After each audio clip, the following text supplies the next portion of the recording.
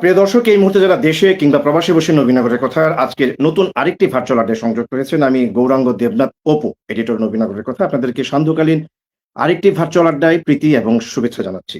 আজ 10 মার্চ 2026 নবীনগরের কথার ভার্চুয়াল এই টক শো আয়োজনের 429 পর্ব।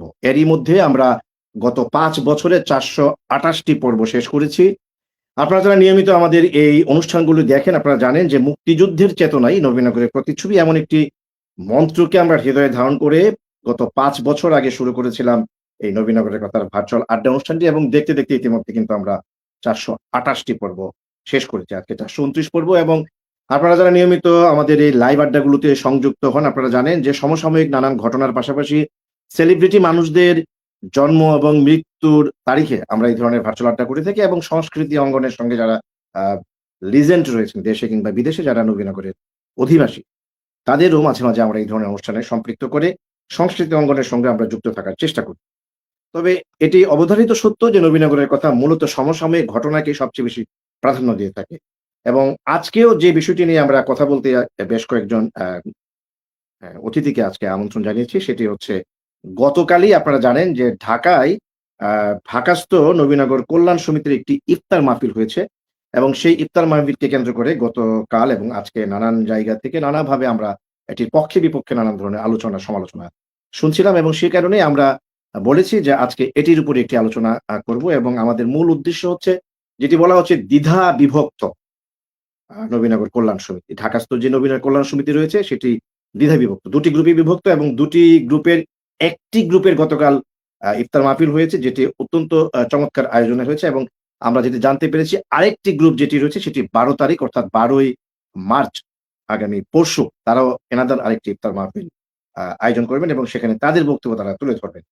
সে কারণে আজকে আমরা বিষয়বস্তু নির্ধারণ করেছি যে দ্বিধা বিভক্ত নবীনগর কল্যাণ সমিতি কি মানে এভাবে দ্বিধা বিভক্তই থাকবে, নাকি আদৌ এটি একীভূত হবে? অর্থাৎ আমাদের প্রশ্নটি হচ্ছে যে ২ টি গ্রুপ আলাদা আলাদাভাবে না থেকে যদি ঢাকাস্থ নবীনগর কল্যাণ সমিতি, যেটিকে বলা হচ্ছে নবীনগর কল্যাণ সমিতি ঢাকা, তারা যদি একীভূত হয়ে ২ টি গ্রুপ একই সঙ্গে একই মঞ্চে বসে একটি ইফতার মাহফিল কিংবা নবীনগরের কল্যাণে নানান ধরনের পরিকল্পনা তারা হাতে নেয়, তাহলে আমার মনে হয় যে বর্তমান প্রেক্ষাপটে যে সিচুয়েশন চেঞ্জ হয়েছে, এখন নতুন একটি আ বাংলাদেশের রাষ্ট্রীয় ব্যবস্থায় যে পরিবর্তনটি এসছে, সেখানে নবীনগর থেকে ওই ব্রাহ্মণবাড়িয়া ৫ যে আসন থেকে একজন নতুন সাংসদ বা এমপি নির্বাচিত হয়েছেন, তাকে নিয়ে ২ টি গ্রুপ একসঙ্গে কাজ করলে সত্যিকার অর্থে যে শব্দটি এখানে ব্যবহার করা হয়েছে, কল্যাণ অর্থাৎ নবীনগর কল্যাণ সমিতি, সেই কল্যাণ সমিতি সত্যিকার অর্থে হয়তো ভালো কল্যাণে কাজ করতে পারবে। এটি হচ্ছে আমাদের আ আজকের বক্তব্যের মূল চেতনা। অর্থাৎ নবীনগর কল্যাণ সমিতি আর দ্বিধাবিভক্ত থাকবে না। আমরা একীভূত হয়ে নবীনগর কল্যাণে কাজ করব। আসুন, নবীনগরের দ্বিধাবিভক্ত কল্যাণ সমিতি আদৌ একীভূত হবে কি হবে না সে বিষয়ে কথা বলতে যাদের সঙ্গে আজকে আমন্ত্রণ জানিয়েছে, তাদের সঙ্গে আপনাদেরকে পরিচয় করে দিই। উপরে দেখতে পাচ্ছি আমার সঙ্গে রয়েছেন ঠিক ডানে স্থপতি মোহাম্মদ আব্দুল আওয়াল, যিনি মূলত গতকালের যেই নবীনগর কল্যাণ সমিতির একাংশের যে ইফতার মাহফিলটি ছিল, সেটির যে উদযাপন কমিটি যেটি গঠন করা হয়েছিল এই ইফতারটিকে সফল করবার জন্য, সেটির উদযাপন কমিটির কনভেনর বা আহ্বায়ক হিসেবে দায়িত্ব পালন করেছিলেন। এবং ঠিক বাঁ পাশে রয়েছেন আমার উপরে, তিনি হচ্ছেন ডাক্তার মিজানুর রহমান, যিনি মূলত যেটি আমরা বলছিলাম যে দ্বিধা বিভক্ত নবীনগর উপজেলা কল্যাণ সমিতির একটি গ্রুপের তিনি জেনারেল সেক্রেটারি, এবং তিনি দীর্ঘদিন যাবৎ ঢাকায় অবস্থান করছেন, এবং আমরা তাকে চিনি যে তিনি একজন পেশায় চিকিৎসক। নিচে রয়েছেন ২ জন, এর মধ্যে একজন হচ্ছেন অ্যাডভোকেট জাকারিয়া সরকার আ তসলিম। তিনি মূলত সিনিয়র অ্যাডভোকেট আ সুপ্রিম কোর্টের আপিল বিভাগে যিনি কাজ করছেন, এবং ২ টি গ্রুপের মধ্যে একটি গ্রুপ যেটি আ আমাদের মিজান ভাই যেটি জেনারেল সেক্রেটারি, সেটির সিনিয়র যুগ্ম সাধারণ সম্পাদক হিসেবে দায়িত্ব পালন করছেন। এবং একেবারেই দুই গ্রুপের বাইরে একজন নিরপেক্ষ ব্যক্তি যিনি ঢাকায় এই দুটি গ্রুপকে নানা কার্যক্রম ওয়াচ করছেন নিয়মিত, দেখছেন, তিনি হচ্ছেন মোহাম্মদ শাহীন মিয়া। তিনি সহযোগী অধ্যাপক ঢাকার একটি সরকারি কলেজে তিনি আছেন এবং তার বাড়িও নবীনগর। আমরা সম্ভবত আরো ২ জন যুক্ত হয়েছেন, আমরা তাদেরকে একটু নিয়ে নেই।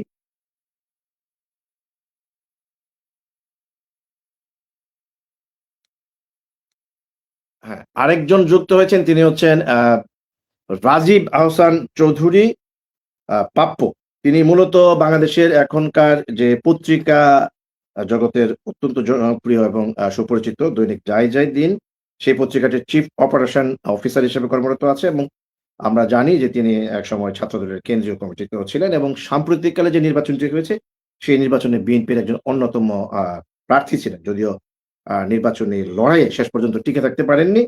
শেষ পর্যন্ত তিনি কেন্দ্রীয় বিএনপির নির্দেশনা মোতাবেক তিনি নির্বাচন থেকে সরে দাঁড়িয়েছিলেন। আপনাদের সবাইকে স্বাগত জানিয়ে আমি গৌরাঙ্গ দেবনাথ অপু মূল আলোচনায় আসতে চাই। প্রিয় দর্শক, আজকের অনুষ্ঠানের যে বিষয়বস্তু আমরা নির্ধারণ করে দিয়েছি সেটি হচ্ছে যে ঢাকাস্থ যে নবীনগর কল্যাণ সমিতি রয়েছে সেটির আমরা বলছি যে দ্বিধাবিভক্ত দুটি গ্রুপ রয়েছে এবং আপনারা আজকেও দেখছেন যে এই আলোচনায় যাদেরকে আমরা আমন্ত্রণ জানিয়েছি তাদের মধ্যে দুটি গ্রুপেরই কিন্তু দুজন ব্যক্তি রয়েছেন। একজন হচ্ছেন স্থপতি আব্দুল আওয়াল, আরেক গ্রুপে রয়েছেন ডাক্তার মিজানুর রহমান এবং তার সঙ্গে ৩ জন আলোচক আছেন। একজন অ্যাডভোকেট জাকারিয়া সরকার তসলিম, যিনি সুপ্রিম কোর্টে সিনিয়র আইনজীবী, সাবেক সহকারী ডেপুটি অ্যাটর্নি জেনারেল হিসেবে কর্মরত ছিলেন এবং যুক্ত হয়েছেন আমাদের মোহাম্মদ শাহীন মিয়া, যিনি ঢাকার একটি সরকারি কলেজে অধ্যাপনার সঙ্গে যুক্ত আছেন, সহযোগী অধ্যাপক এবং যুক্ত আছেন একজন রাজনৈতিক নেতাই তাকে বলবো, যেহেতু বিএনপির কেন্দ্রীয় ছাত্র দলের সঙ্গে ছিলেন এবং বিএনপিতেও তিনি এখন আছেন। তিনি হচ্ছেন রাজীব হাসান চৌধুরী পাপ্পু। আসতে চাই শুরুতেই স্থপতি আব্দুল আওয়ালের কাছে। আওয়াল ভাই, আপনি যদি আমাকে শুনতে পেয়ে থাকেন, আজকে যে বিষয়বস্তুটি নির্ধারণ করেছি আমরা, দ্বিধাবিভক্ত নবীনগর কল্যাণ সমিতি আদৌ একীভূত হচ্ছে না কেন? কেন গতকালের এত চমৎকার একটি অনুষ্ঠানে নবীনগর কল্যাণ সমিতি, যেটি একটি অংশ আবার আগামী পরশু তারা এনাদার একটি ইফতার মাহফিলের আয়োজন করেছেন বা আমাকেও আমন্ত্রণ জানিয়েছেন সেই ইফতারে যুক্ত হওয়ার জন্য, যদি আপনিও আমাকে আমন্ত্রণ জানিয়েছিলেন গতকালের এই অনুষ্ঠানে। প্রশ্নটি হচ্ছে, দ্বিধাবিভক্ত এই নবীনগর কল্যাণ সমিতি সহসা কি একীভূত হবেন না? নবীনগরের কল্যাণে যদি আপনি করতে চান তাহলে ২ জন ২ মেরুর বাসিন্দা কেন হচ্ছেন? আপনারা কেন একীভূত হয়ে নবীনগরের কল্যাণে কোন ধরনের কর্মসূচি দিতে পারছেন না? কি বলবেন? স্থপতি আব্দুল আওয়াল। ধন্যবাদ গৌরাঙ্গদা আমাকে আমন্ত্রণ জানানোর জন্য। আমার সাথে যারা আছেন এখানে আজকে আলোচক, সবাইকেই আমার সালাম। আমি আসলে নবীনগর কল্যাণ সমিতির কনিষ্ঠদের মধ্যে একজন। আমি যখন প্রথম দিকে যাই তখন আসলে আমি সাধারণ মেম্বারও ছিলাম না, তখনই আমি আসলে দেখতাম যে মিজান ভাই, তসলিম ভাই, ওনারা আসলে এটা নিয়ে বেশ অ্যাক্টিভলি কাজ করতেছে। এগুলো দেখে যে আমি উৎসাহিত হই নাই তা না, কিন্তু আমাকে মনে হয় ওনারাও খুব বেশি যে ভালোভাবে অবজার্ভ করেছে তা না, কারণ আসলে আমার উপস্থিতি ছিল খুবই সীমিত। যদি আমি নিশ্চয়ই তারা তাদের পরবর্তী আলোচনায় সেটা বলবেন। তো যেটা হয়, ইয়াংরা সবসময় একটা আশা নিয়ে যায় এই ধরনের একটা প্ল্যাটফর্মে, কিন্তু ঘটনাক্রমে ৪-৫টা দেখার পরেই দেখলাম যে আসলে এটার মধ্যে, এবং বিভক্তির আগে কিন্তু মানে উৎসাহটা ছিল একদম চরমে। আমরা নিজেরা সবাই একটা ফান্ড কালেক্ট করে একটা নিজেদের একটা স্পেস, যেখানে এই নবীনগর কল্যাণ সমিতি স্টার্ট হয়েছে 1976-এ, সেখানে এসে 2000 সালে মানে অলমোস্ট 40 বছর 50 বছর পরে এসে একটা নিজেদের একটা স্থায়ী ঠিকানা হওয়ার পরে বিভক্তিটা তৈরি হয়েছে, যেটা আসলেই অত্যন্ত অপ্রত্যাশিত, যেটা আমার কাছে আসলে মেনে নেওয়া অনেক মানে কষ্টের। আমি সকলকে মানে আমি সমানভাবেই দেখতে চাই এখানে, কিন্তু যখনই বিভক্তিটা তৈরি হয় বা যেই ধরনের কারণে বিভক্তিটা তৈরি হয়েছে, আমি কোনোটাতেই ছিলাম না বলতে আসলে আমি ওইভাবে কিন্তু কমিটির মেইন বডিগুলা কখনোই বিলং করি না, আগে করি নাই, কারণ আমি ডেফিনেটলি জুনিয়র ছিলাম, যারা সিনিয়র ছিল তারা সেটা করতো। তো সময়ের সাথে সাথে এটা যখন এই ভাঙনটা তৈরি হয়েছে, এই ব্যাপারটা আমার চোখের সামনে আসলে কখনোই, আমি দূর থেকে শুনেছি। একটা কথা যেন আপনি শুনবেন, আসলে যার কাছ থেকে শুনবেন তার পার্টটাই শুনবেন, বাকি পার্টটা আর কিন্তু শোনার সুযোগ থাকে না। তো যার ফলে আমি মানে যেভাবে শুনেছি আমার কাছে মনে হয়েছে যে আমি আসলে ওই রিয়েলিটিটা আমি শুনিনি। কিন্তু আমার আশা ছিল, আমি নিজেও ওটাতে পার্টিসিপেট করেছি যখন আমাদের একটা নিজস্ব একটা অফিস হয়েছে। এখানে যে যারা আমাদের এখান থেকে এখানে বিসিএস এ যারা পার্টিসিপেট করবে তাদের জন্য আলাদা কিভাবে ট্রেনিং করা হয়, কিছু ভালো উদ্যোগ নেওয়া হয়েছিল। কিন্তু হঠাৎ করে আমি ওই মিটিংটাতে ছিলাম না, কি একটা কারণে এরকম একটা অবস্থা তৈরি হয়েছে, যেটা হয়ে গেছে। তারপরে আসলে এটা মনে হয় রিকভার করার জন্য কেউ কোনো উদ্যোগ গ্রহণ করেনি। সেটা উদ্যোগ গ্রহণ না করার পেছনে অনেক কারণ থাকতে পারে। সেটা আসলে আমি এটাকে নিয়ে খুব বেশি আলোচনা করতে এই জন্য আগ্রহী না, কারণ আমাদের মধ্যে যে বিভেদটা তৈরি হয়েছে এটা খুবই এখনো ধরেন যে এত ক্ষুদ্র পরিসরে আছে যেটাকে খুব ইজিলি সলভ করে ফেলা সম্ভব। যদি এটাকে নিয়ে যদি আমি অনেক বিস্তর আলোচনা করতে যাই তাহলে মনে হয় যেন আমি কারো পক্ষে বিপক্ষে বলতেছি। বাট না, আমার আসলে ইচ্ছাটা হলো এটাকে একসাথে করা। যার ফলে আমি আমাদের ইফতার পার্টিটার যখন আয়োজন করা মানে কথা আসলো, এটা মেবি 3-4 দিনের মধ্যে এর ব্যবস্থাটা করা হলো। তো তখন আমি আসলে প্রথমেই আমি তাদের সাথে যোগাযোগ করেছি, তাদের একজনের সাথে যোগাযোগ করেছি আসলে এটা কিভাবে একত্রীকরণ করা যায়। কারণ আমার কাছে সবসময় মনে হয়েছে যেন একসাথে আমরা মানে যেভাবেই পথ চলি একসাথে চলার বিকল্প নাই। সেটা আপনি একসাথে চলতে গেলে হয়তো বা হইতে পারে একটু ভুল বুঝাবুঝি, বাট সেটা তো মানে নিজেদের মধ্যে সমাধান করারও সুযোগ আছে। যেখানে একটা সমিতি চলতেছে মোর দেন 45 ইয়ার্স, আজকে এসে কেন মানে এই অবস্থাটা হয়ে যাবে? আর সেটা হতে পারে না তা না, হতে পারে, বাট এটার সলিউশনটার জন্য আসলে কেউ কোনো ওইভাবে উদ্যোগ গ্রহণ করেনি। সবাই আমার মনে হয় যদি কেউ যদি এটার পক্ষ থেকে উদ্যোগটা গ্রহণ করতো এতদিন এই সমাধানটা হয়েও যেত। তো আমি যেটা আসলে বলতে আপনি চাচ্ছি আপনি আপনি একটু একটু যদি ইন্টারাপ্ট করি আওয়াল ভাই, এই যে আপনি বললেন যে আসলে আমরা সবাই মিলে যদি করতে পারতাম তাহলে জিনিসটা আরো সুন্দর হতো। আপনি তো এটার কনভেনার ছিলেন। আপনি দায়িত্ব নিয়ে কি বলতে পারেন যে আপনি এই যে আরেকটি বিভক্ত গ্রুপ রয়েছে ইঞ্জিনিয়ার কবির আহমেদ কিংবা ডাক্তার মিজানুর রহমানের নেতৃত্বে, তাদের সঙ্গে কি আপনারা যোগাযোগ করে কালকে অনুষ্ঠানটি করেননি? তারা কি আপনাদের ইনভিটেশনটা পাননি, না আপনারা ইচ্ছা করে তাদেরকে দাওয়াত দেননি? যখন ভাগ হয়ে যাবে আমি ইনভাইটেশন দেওয়া মানে তাদেরকে বিব্রত করা। আমি তাদের সাথে কথা বলেছি, চলেন আমরা এবারের নেক্সট কমিটিটা আমরা একসাথে বসে, দরকার আমরা নিজেরা একটা ছোট কমিটি করি, তারপরে বসে আমরা মানে একটা প্রপার কমিটি করব। এখন আমি যদি এইবার আমি তাদেরকে ইনভাইট করে আমারটাতে আসেন, এটা প্রপার হবে বলে আমি মনে করি না। বিকজ তারা অলরেডি একটা প্ল্যাটফর্মে আছেন। হ্যাঁ, তারাও তো আমার দাওয়াত দিতে পারেন। তারা দাওয়াত দিলেও যেমন আমার পার্টটা এদিকে বিব্রত হবে, আমি দাওয়াত দিলেও তারা বিব্রত হওয়ার সম্ভাবনাই বেশি। এবং সেটা আমার মনে হয় এটা যৌক্তিক না আমি দাওয়াত দিয়ে ফেলাটা ডাইরেক্টলি উইদাউট এনি সলিউশন। যার ফলে আমি আসলে ওইভাবে যাইনি। আমি বলছি যে এটা হোক, তারা তাদেরটাও করুক, দেন আমরা বসে দেন একটা নেক্সট কমিটিটা যেন একত্রে একটা কমিটি হয়, then it can be one solution. Otherwise আমার মনে হয় না সেটা হতে পারে। তো আমি দেখি আমার এবং তারা বেশ পজিটিভ। আমি যার মাধ্যমে যোগাযোগটা করেছি তারা প্রত্যেকেই খুব পজিটিভলি রেসপন্স করেছে। আমি শিওর যে হয়তো পরবর্তীতে মিজান ভাই, তসলিম ভাই ওনারা বলবেন। তো দেখি, আমি আশাবাদী মানে ইনশাল্লাহ। এটা এমন কিছু না, এটা আসলে সবার উদ্দেশ্যই কিন্তু নবীনগরের ভালোর জন্য, সবার সাথে দেখা করা। আপনি আপনি আশাবাদীটা কিভাবে হন? এত বড় একটা প্রোগ্রাম করলেন, আপনাদের যদি সেরকম ইচ্ছে শক্তি কাজ করতো যে না আমরা দুটো গ্রুপ মিলেই যেহেতু নতুন প্রেক্ষাপট, নতুন একজন সাংসদ নির্বাচিত হয়েছেন এবং তাকে আপনারা নিমন্ত্রণও দিয়েছেন, তিনি উপস্থিত হয়েছেন। তাহলে তাকেও তো আপনারা মানে এই বিষয়টা দেখাতে পারতেন যে অ্যাডভোকেট মান্নান যিনি নতুন সাংসদ হয়েছেন, যে মান্নান ভাই আমরা কিন্তু নিজেদের মধ্যে আমাদের যে গ্রুপিং বা বিভক্তি বলা হয় বা গণমাধ্যমে যে বিষয়গুলো আসে সেগুলোতে কিন্তু আমরা এবারেই প্রথম আমরা দুটি গ্রুপ একত্রিত হতে পেরেছি এবং আমরা কিন্তু আপনার সামনে আমরা ২ গ্রুপ একই সঙ্গে কাজ করছি। কিন্তু আপনি তো সেই কাজটা করতে পারলেন না। তাহলে আপনি আশাবাদীটা হচ্ছেন কিভাবে? এবার তো মান্নান ভাই এর আগে যখন বাদল সাহেব ছিলেন তখনও কিন্তু এটাকে একত্র করতে পারেনি। এবং যে জিনিসটা আমার সিনিয়ররাই করতে পারেনি, হুট করে আমি উদ্যোগ নিয়ে যেটা মানে এত বড় সফল হয়ে যেতে পারবো, আমার কাছে না, মনে না, হয় সবাই সবাই কিন্তু আউয়াল ভাই সবটা পারেন না। আপনি সিনিয়র হইলেই যে পারবেন তাই এরকম না। আপনার একটা গ্রহণযোগ্যতা আছে। আমি যেটুকু জানি এটা স্থপতি এটা আউয়াল যদি ব্যক্তিগতভাবে উদ্যোগটা নিতেন, আমার মনে হয় যে নিশ্চয়ই আপনি সেটি সফল হতে পারতেন। আমার ধারণা বা অনেকে যেটি আলোচনা করে যে আপনাদের গ্রুপের মধ্যে কেউ হয়তো চাচ্ছেন না যে দুটি গ্রুপ একত্রিত হয়ে সম্মিলিতভাবে নবীনগরের কল্যাণে এগিয়ে যাওয়া। কাউকে বলিও নি যে আমি আসলে তাদের সাথে আলোচনা করতেছি। আমি কিন্তু সেটা কেউ জানেও না যে আমি আলোচনা করতেছি। এবং এখন হয়তো এটার মাধ্যমে ওনারা জানবে। আর আমি যেটা বললাম যে উম, আমার কাছে মনে হয়েছে যেন আগে নিজেদের একটা প্ল্যাটফর্মে বসে তারপরে এটা যেতে হবে। আমি যদি এই ইফতার পার্টির জন্যই দাওয়াত দিয়ে ফেলতাম, তাহলে সেটা আসলে আমি পারতাম। আমার কাছে মনে হয় না আমি সেটা ক্যাপাবল যে আমি এটা তাদেরকে এর মধ্যে, কারণ এটার মধ্যে অনেকে এটা অনেক ট্রাই করছে। এটার মধ্যে আসলে আমি যতদূর জানি এটা অনেক দূর গড়িয়েছে, এটা যেটা এত সহজ না।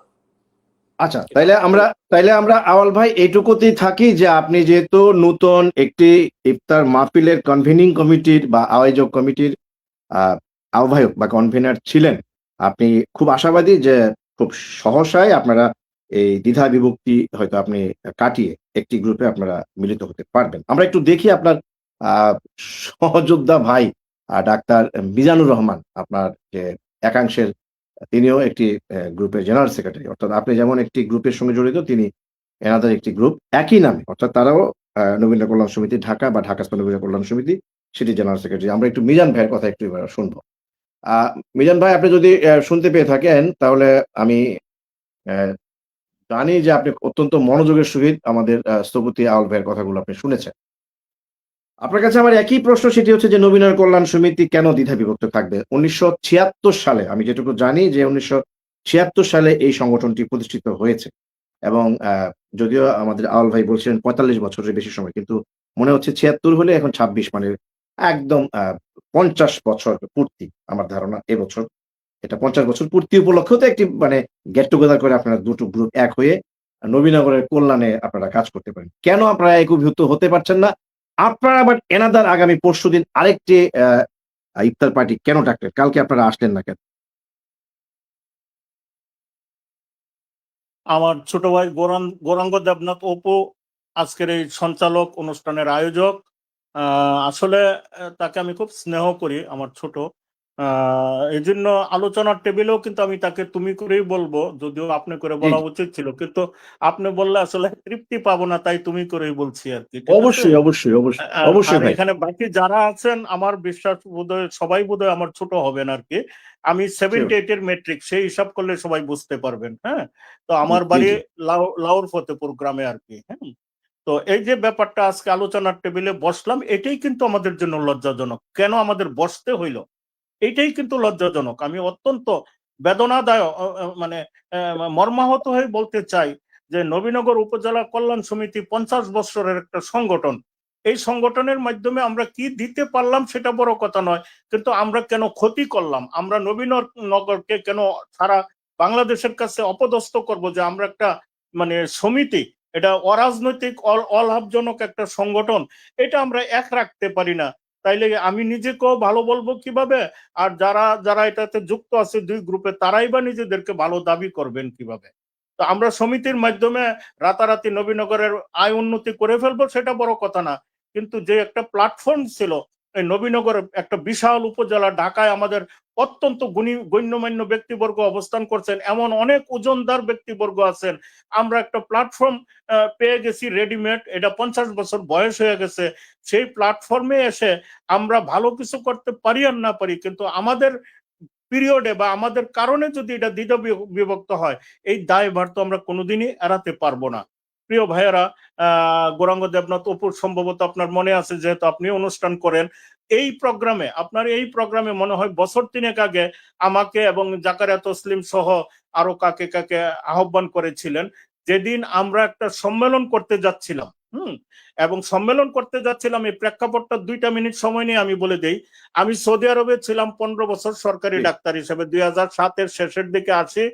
আমাদের সাবেক এমপি 2008-এ মানে জিকরুল আহমদ খোকন ভাইয়ের অত্যন্ত আগ্রহের কারণে ওনার হাত ধরে আমি এই সমিতিতে ইন করি, এবং কোনোদিনই কোনো কমিটিতে আমার কি পদ থাকতে হবে না থাকতে হবে কেউ বলতে পারবে না। আমার কোনো আপত্তি অনাপত্তি কিছু ছিল, খোকন ভাই আমি ডাক্তার মানুষ, আমাকে স্বাস্থ্য সম্পাদক করেছেন, আমি বলেছি পদ কোনো ব্যাপার না, হ্যাঁ, যেটাই দিয়েছেন আমি আছি। আমি যখন যেখানে থাকি আমি সক্রিয়ভাবে কাজ করতে পছন্দ করি, কাজ না করে কোনো কিছু দাবি করা আমি এটা অত্যন্ত লজ্জাজনক মনে করি। সেই থেকে আজকে প্রায় 17-18 বছর যাবৎ আমি সমিতির সাথে যুক্ত আছি। এরপরে প্রায় আরো 2টা-3টা কমিটি হয়ে গেছে।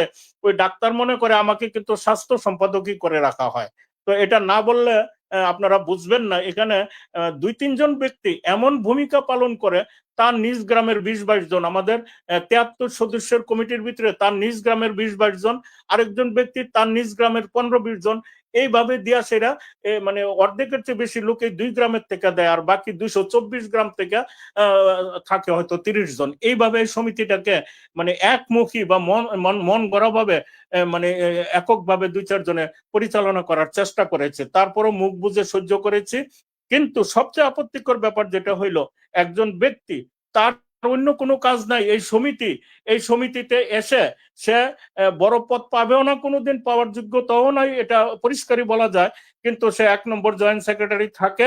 আমাদের নবীনগরের গণ্যমান্য মাহবুব ভাই ম্যান পাওয়ারের ডিজি ছিল, উনাকে একদম হাতে পায়ে ধরে নিয়ে আসলো, অত্যন্ত ভালো মানুষ, যে উনাকে সভাপতি করা হবে। তো কেউ তো আর না করে না, ওকে ওয়েলকাম জানাইলো। যে মাহবুব ভাইয়ের পিরিয়ড শেষ হয়ে গেল, উনি রিটায়ারমেন্টে চলে গেলেন, মাহবুব ভাইকে একটু হালকা একটু ধাক্কা দিয়ে সরাইয়া দিলেন। এরপরে ওই খলিল সাহেবকে আনলেন, ওই পিডব্লিউডির চিফ ইঞ্জিনিয়ার কবির সাহেবকে আনলেন।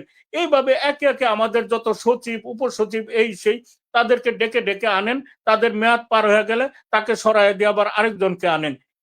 এই কাজ চলতেছে উনার মাধ্যমে। তো যাই হোক, যেই কথাটা বলতে চাচ্ছিলাম, কবির আহমদ ভূঁইয়া একজন বীর মুক্তিযোদ্ধা, জাতির গৌরব, পিডব্লিউডির চিফ ইঞ্জিনিয়ার, এবং ওনার মাধ্যমে নবীনগরের আমার জানা সত্ত্বে অনেক মানুষ চাকরি পেয়েছে, অনেক মানুষ কন্ট্রাক্টরি পেয়েছে, অনেক কিছু পেয়েছে। উনি একজন সজ্জন ব্যক্তি, এবং আমি ওনাকে পেয়ে আরো অনেক আপ্লুত হই, এবং আমি সক্রিয়ভাবে কাজ করতে থাকি। এরই মধ্যে করছি কি, এই সমিতিটাকে উঠে পড়ে লাগছে এই 2-3 জন লোক, এই তথাকথিত 2-3 জন লোক, তারা উঠে পড়ে লাগলো। এটা সভাপতি হইল কবির আহমদ ভূঁইয়া, আর খলিল সাহেব সচিব, প্রাইম মিনিস্টারের অফিসের ডিজি, উনি হলো সেক্রেটারি।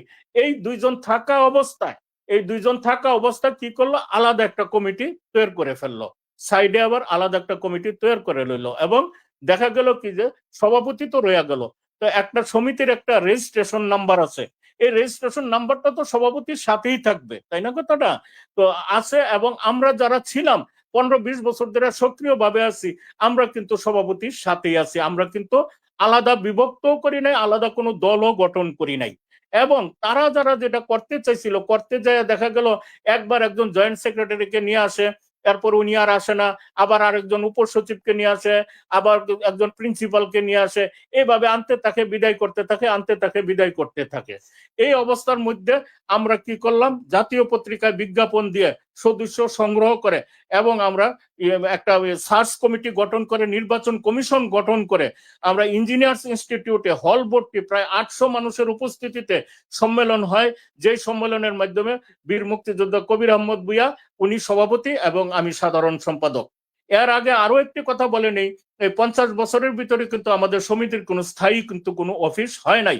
এবং আমি ব্যক্তিগতভাবে কবির আহমদ ভূঁইয়াকে অনুরোধ করলাম বা স্মরণ করাইয়া দিলাম যে আপনার পিরিয়ডে যদি আমাদের সমিতির অফিসটা হয়, এটা একটা আমাদের জন্য একটা ভালো কাজ হবে, আপনিও স্মরণীয় হয়ে থাকবেন। উনি এটাকে অত্যন্ত সক্রিয়ভাবে ভূমিকা পালন করলেন, এবং সমিতির অফিস ক্রয় এবং ফার্নিচার সহ 50 লক্ষ টাকা লাগে, সেই টাকার মধ্যে 10 লক্ষ টাকা কবির আহমদ ভূঁইয়া নিজের পকেট থেকে নগদ দিলেন, আর 30 লক্ষ টাকা উনি বিভিন্ন জনের, কারণ ওনার মতো ব্যক্তি চাইলে কেউ টাকা না দিয়া পারে না, ইঞ্জিনিয়ার কন্ট্রাক্টর সবাই টাকা দিলেন, প্রায় 40 লাখ টাকার যোগান দিলেন ইঞ্জিনিয়ার কবির আহমদ ভূঁইয়া। আর বাকি আমরা সবাই মিলে কিন্তু দিলাম 10 লাখ। এর মধ্যে আমি নিজেও কিন্তু 50,000 টাকা দিয়েছি। দিয়া সমিতিটার অফিস ক্রয় করলাম। করার পরে আমাদের মহামারী, বিশ্বব্যাপী মহামারী করোনা, এটার কারণে 2 বছর আমরা তেমন কোনো উল্লেখযোগ্য ইফতার পার্টি ছাড়া তেমন কিছু করতে পারি নাই। করোনার কারণে দেশ স্থবির ছিল, বিশ্ব স্থবির ছিল। এরপরে আসে রাজনৈতিক অস্থিরতার আছে, সবকিছু মিলাইয়া মেয়াদ একটু বেশি হয়ে গেছে। তার অজুহাতে কেউ যদি পাল্টা একটা কমিটি করে ফেলে, তো এটা কেমন হইতে পারে? তখন আমরা যখন সম্মেলন করতে যাচ্ছিলাম, তখন এইখানে আমি উপস্থিত, এবং আমি কথা দিয়েছিলাম যে তারা যে কমিটিটা গঠন করেছে, যদি তাদের এই কমিটিটা বিলুপ্ত করে, আগামীকালকে আমাদের যে সম্মেলন হবে, আমি দায়িত্ব নিয়ে কথা দিলাম, আমাদের সম্মেলন আমরা স্থগিত করে দিব।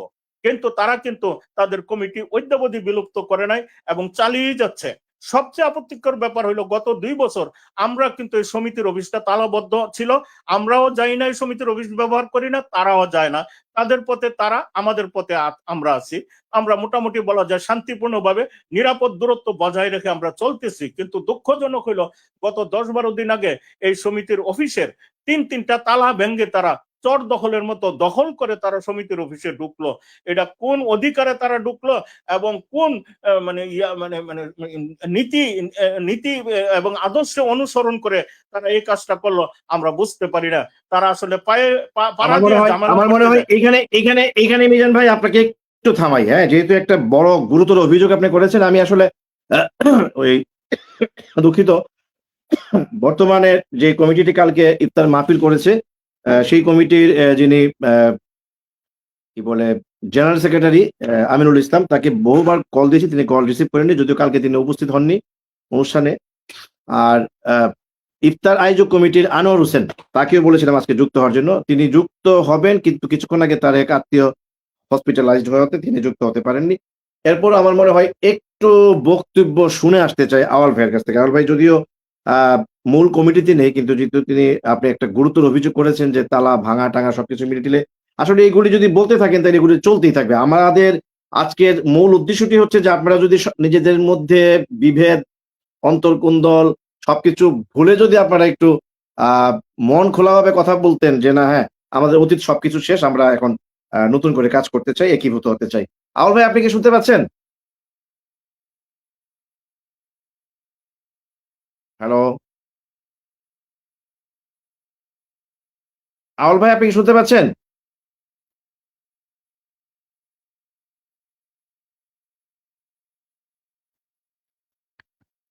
আচ্ছা, আমার মনে হয় আওয়াল ভাইয়ের এখানে নেটওয়ার্কের সমস্যায় তিনি পড়েছেন। আচ্ছা, আমরা উনি আবার আসলে আমরা দিব। আমরা একটু আসতে চাই এই মুহূর্তে আমাদের রাজীব হাসান চৌধুরী পাপ্পু। পাপ্পু, আপনি যদি শুনতে পেয়ে থাকেন, আপনি নিশ্চয়ই 2 গ্রুপেরই বক্তব্য শুনেছেন। আওয়াল ভাইও বলেছেন তার গ্রুপের পক্ষে থেকে, আর এখন ডাক্তার মিজানুর রহমান তিনিও কিন্তু বেশ কিছু অভিযোগ তুলে ধরেছেন, যেগুলি 3 বছর আগেও তিনি এই টক শোতে এসে বলেছিলেন। তাহলে যেটি আমাদের মূল উদ্দেশ্য, যে নবীনগর কল্যাণ সমিতি, যেটি নবীনগর কল্যাণ সমিতি ঢাকা কিংবা ঢাকাস্থ কল্যাণ সমিতি, এটি আসলে একীভূত হচ্ছে না কেন? আপনি একজন রাজনৈতিক সচেতন ব্যক্তি, রাজনীতির সঙ্গে যুক্ত, সাবেক কেন্দ্রীয় ছাত্রদলের নেতা ছিলেন, এখন নবীনগরের কৃতি সন্তান হিসেবে কালকে তো আপনারও যাওয়ার কথা ছিল, কারণ আপনার মামা বিখ্যাত সাংবাদিক, যিনি অত্যন্ত বাংলাদেশের সকল মহলে সর্বজন শ্রদ্ধেয় শফিক রেহমানের সেখানে যাওয়ার কথা ছিল, যদিও সেখানকার প্রধান অতিথি সহ বেশ কিছু বড় বড় গেস্ট কার্ডের নাম থাকলে কিংবা ব্যানারের নাম থাকলেও তারা যায়নি, যে কারণে এগুলো নিয়ে সমালোচনা আছে। এবং এমনও কথা আছে যে তারা অনেকে হয়তো নিমন্ত্রিতই ছিলেন না, কিন্তু নাম দেয়া হয়েছে, এরকম। আচ্ছা, যাক, আমাদের আওয়াল ভাই যেহেতু আসছে, আমরা আওয়াল ভাইয়ের বক্তব্যটা একটু শুনে তারপর পাপ্পু আপনার কাছে আসবো। আওয়াল ভাই চলে আসছেন। আওয়াল ভাই, মানে এই যে মানে আমি চাচ্ছিলাম না যে এই বিষয়গুলো আসলে আসুক। মিজান ভাই যেহেতু প্রশ্নগুলো তুলেছেন, আমি চাচ্ছিলাম যে আপনারা আপনাদের ভেতরের যত কালিমা, যত কুন্দল, যত দ্বন্দ্ব সবকিছু ভুলে আপনারা আসলে একীভূত হয়ে আমাদের দর্শক কিংবা নবীনগরবাসীকে জানাবেন যে আজকের পর থেকে আপনাদের মধ্যে দ্বিধা বিভক্ত থাকবে না। কিন্তু এরই মধ্যে মিজান ভাই খুব গুরুতর অভিযোগ করেছেন যে আপনারা তালা তুলা ভাঙ্গিয়া নাকি অফিস টফিস দখল করে কালকে একটু যদি ব্যাখ্যা দেন। আমি প্রপার পারসন না, আমি মূলত ইফতার উদযাপন কমিটির দায়িত্বে ছিলাম। মিজান ভাই যে অভিযোগটা করছে, আসলে এটা তো কমিটির মেইন কমিটির অবস্থান, সেগুলা অনেক কিছু আমি জানি না, এবং মিজান ভাইও নিশ্চয়ই জানে বা তসলিম ভাইও জানে, আমি কিন্তু সব সময় উপস্থিতও থাকি না। আমি জাস্ট আসি, জাস্ট সবার সাথে একত্রিত থাকার জন্য। আমার এলাকার প্রতি একটা মানে মায়া মহব্বত আছে বলেই এলাকার মানুষের সাথে মিশতে পছন্দ করি, এই জন্য এই কি বলে কল্যাণ সমিতির সাথে ইনভলভ হওয়া। এখন উনি যেই সব কথাগুলো বলছেন, আমি শিওর উনিও জানে যে এগুলা আমার জানারও কথা না, এগুলো আসলে আমি জানি না। সো এটার ব্যাপারে আমি না জানলে আমি অ্যান্সার দেওয়াটা আমার পক্ষে ঠিক হবে না, কারণ আমি যেহেতু জানি না, অথবা আমি এটার জন্য আসলে প্রপার পারসন না অ্যান্সার দেওয়ার জন্য। আমি আমি আমি আমি আমি দুঃখিত যে আসলে আওয়াল ভাই, আপনি যেহেতু এই মূল কমিটিতে নেই, বিশেষ করে সভাপতি কিংবা জেনারেল সেক্রেটারি, তাদের দুজনকে আমি নিমন্ত্রণ দিয়েছিলাম, কিন্তু তারা শেষ পর্যন্ত তাদের কি একজন অসুস্থ হয়েছেন, সেই কারণে তিনি আসতে পারেন। যাক, আপনি একটু থাকবেন প্লিজ। আমরা একটু রাজীব হাসান চৌধুরী পাপ্পুর কাছে আসতে চাই। পাপ্পু, যে প্রশ্নগুলি আপনাকে আমি করেছিলাম তার সঙ্গে একজন দর্শকের একটি প্রশ্ন আমি আপনাকে দিতে চাই, সেটিরও যদি আপনি একটু বলেন। কারণ এই দর্শক নিজেও একজন গণমাধ্যম কর্মী এবং Nabinagar a new model press ক্লাবের সভাপতি হিসেবে তিনি দায়িত্ব পালন করছেন। তার নাম হচ্ছে খলিল পরদেশী। খলিল পরদেশীর প্রশ্নটি খুবই গুরুতর। প্রশ্নটি হচ্ছে আ তিনি লিখেছেন যে সমিতির নাম হচ্ছে নবীনগর কল্যাণ সমিতি। নবীনগরের কল্যাণে আপনারা আসলে কি করেছেন? ভার্সিটির ভর্তি পরীক্ষায় নবীনগরের শিক্ষার্থীদের জন্য কোনো কাজ কি করেছেন? অসহায় কোনো আ রোগীকে কি হসপিটালে এই পর্যন্ত ভর্তি করেছেন? করোনাকালীন সময়ে নবীনগরের জন্য আপনাদের কি এমন কার্যক্রম ছিল? বরং আমরা শুনতে পাই কমিটির নাম হবে ইফতার সমিতি। কল্যাণ সমিতি কোনো ক্রমেই এটি হতে পারে না। আপনাদের কমিটির দলাদলিতে নবীনগরকে কেন আপনারা বিভক্ত করে রাখছেন? এরকম একটি প্রশ্ন একজন গণমাধ্যম কর্মীর। আ এ বিষয়ে যদি কিছু বলতে চান রাজীব আহসান চৌধুরী পাপ্পু। কেন আসলে একীভূত হচ্ছে না আমাদের নবীনগর কল্যাণ সমিতি? আসসালামু আলাইকুম। নবীনগর কথার আজকের এই ভার্চুয়াল আড্ডায় গৌরবদাস সহ এখানে যারা আছেন সকলেই আমার শুভেচ্ছা নেবেন। আসলে এই নবীনগর কল্যাণ সমিতির সাথে আমার সম্পৃক্ততা নাই দীর্ঘদিন যাবৎ, বিশেষ করে বিগত সরকারের আমলে আমার সম্পৃক্ততা নেই বললেই চলে। কারণ হচ্ছে ওই সময়টাতে আমরা যে কোনো প্রোগ্রামে আমরা হয়তো বা খুব একটা বেশি দাওয়াতও পেতাম না, পেলেও ওইখানে গেলে পরিবেশটা, যেহেতু আমি বাংলাদেশ জাতীয়তাবাদী ছাত্র দলের কেন্দ্রীয় কমিটিতে ছিলাম, রাজনৈতিক কারণে আমাদের ওই অংশগ্রহণটাতে যে ধরনের পরিবেশ পরিস্থিতি ছিল এটা আমাদের মনোভূত হতো না বলে আমরা খুব একটা বেশি থাকার সুযোগ হতো না। কিন্তু তারপরও নবীনগরের সবচেয়ে বড় যে দিকটা এটা হচ্ছে যে আমাদের সকল রাজনৈতিক দলের একটা সুন্দর সম্পর্ক রয়েছে, যেটা অন্য অন্য উপজেলার মধ্যে নেই। তো সেই জায়গা থেকে কল্যাণের ক্ষেত্রে কতটুকু কি করেছে, এখানে দুটি গ্রুপ রয়েছেন, আপনি বলেছেন। আমরা কিন্তু সৌভাগ্যক্রমে বলবো না, দুর্ভাগ্যক্রমে আমরা কিন্তু কোনোটাতেই সেভাবে দাওয়াত পাইনি, বা আমরা আমাদের মতামত প্রকাশ করার কোনো সুযোগ পাইনি। এখন হচ্ছে সেই জায়গা থেকে যিনি আমাদেরকে প্রশ্নটা করলেন, ওনার কথাটা কিন্তু শুধুমাত্র ওনার না, এটা নবীনগর অনেক মানুষের কথাগুলো বলছে। যে ইফতার পার্টিটা হয়ে গেল, ওই ইফতার পার্টিতে যেভাবে হোক আমাদের হোয়াটসঅ্যাপে একটা কার্ড এসেছে।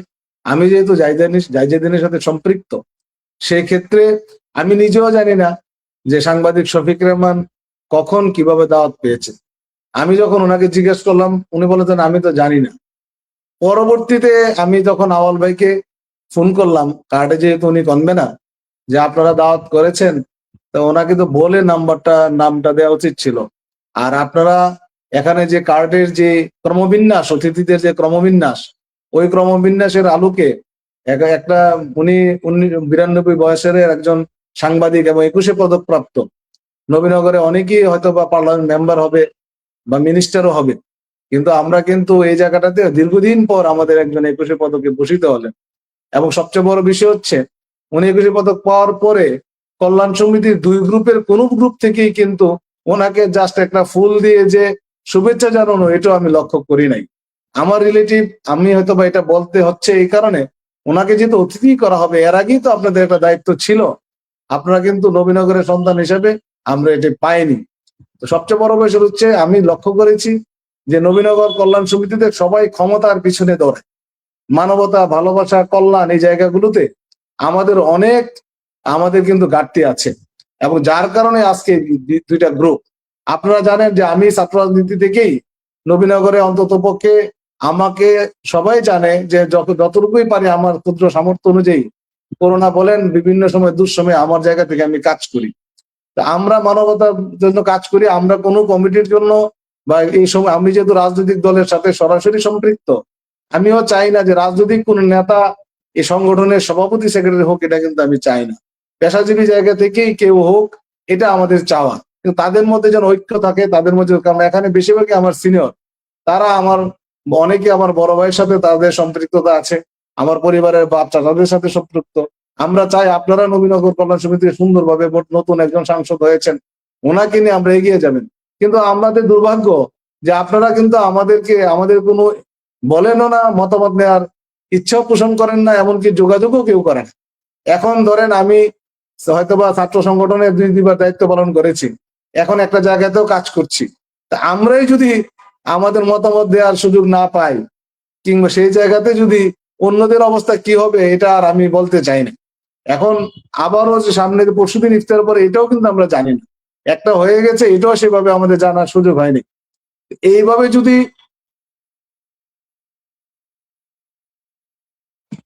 শোনা, দাদা শোনা, আমার কথা কি শোনা যায়? পাপ্পু, আমি আপনাকে একটু প্রসঙ্গে আনতে চাই। হ্যাঁ, আমি আনতে চাই এই কারণে যে আমাদের আজকের বিষয়বস্তুটা হচ্ছে যে দুটি গ্রুপ রয়েছে, আমরা বলেছি দ্বিধাবিভক্ত নবীন কল্যাণ সমিতি আদৌ একীভূত হওয়ার সম্ভাবনা আছে কিনা। আপনি যেহেতু ছাত্র নেতা ছিলেন, এখন বিএনপির সঙ্গে সরাসরি যুক্ত আছেন, আপনি অসাধারণ একটি বক্তব্য দিয়েছেন যেখানে আপনি বলেছেন যে পেশাজীবীদের মধ্য থেকে যেন এরকম একটি অরাজনৈতিক সংগঠন যেটি নবীন কল্যাণ সমিতি, সেটির অন্তত ভাইটাল পোস্ট করতে যারা যেন আসে। আমার প্রশ্নটা আপনার কাছে, এই প্রসঙ্গের ভেতরে থেকে আমরা যে এই দাবিটি আজকে করেছি কিংবা 3 বছর যাবত আমি করে যাচ্ছি, যে দুটি গ্রুপকে একীভূত করার কোনো পরামর্শ, সুচিন্তিত মতামত কিংবা সুনির্দিষ্ট কোনো পরিকল্পনা আপনার আছে কিনা, যে আপনিও চান ব্যক্তিগতভাবে যে দুটি গ্রুপ একত্রিত হয়ে আমাদের নবনির্বাচিত সাংসদের নেতৃত্বে নবীনগরের কল্যাণে রিয়েলিটি নিয়ে যত কাজ করে, এই বিষয়ে যদি কিছু বলেন। এই বিষয় হচ্ছে, গত যে ইফতারটি যে হয়ে গেল বা সামনেও যেটা হবে, ওইটাতে কিন্তু আমাদের বাংলাদেশ জাতীয়তাবাদী দলের আমাদের গুরুত্বপূর্ণ যারা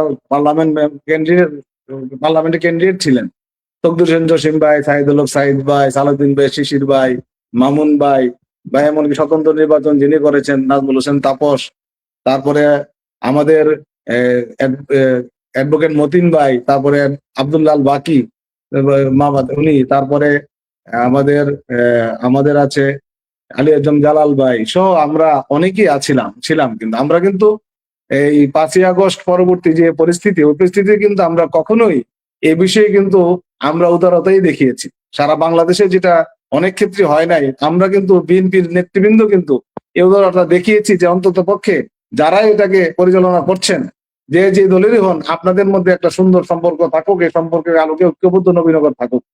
কিন্তু এটা যে কোনো কারণে হোক, আমরা এটা সেভাবে কার্যক্রম দেখি নাই, হয়তো বা কার্যক্রমের পরিবেশ ছিল কিনা এটা আমি বলতে পারবো না। কিন্তু যে জিনিসটি একটু আগে মিজান ভাই বললেন যে কে বা কারা এখানে ঢুকেছে, এটা কিন্তু আমরা দলের রাজনীতিতে সরাসরি সম্পৃক্ত, এবং আমাদের যারা বিগত 17 বছরে যাদের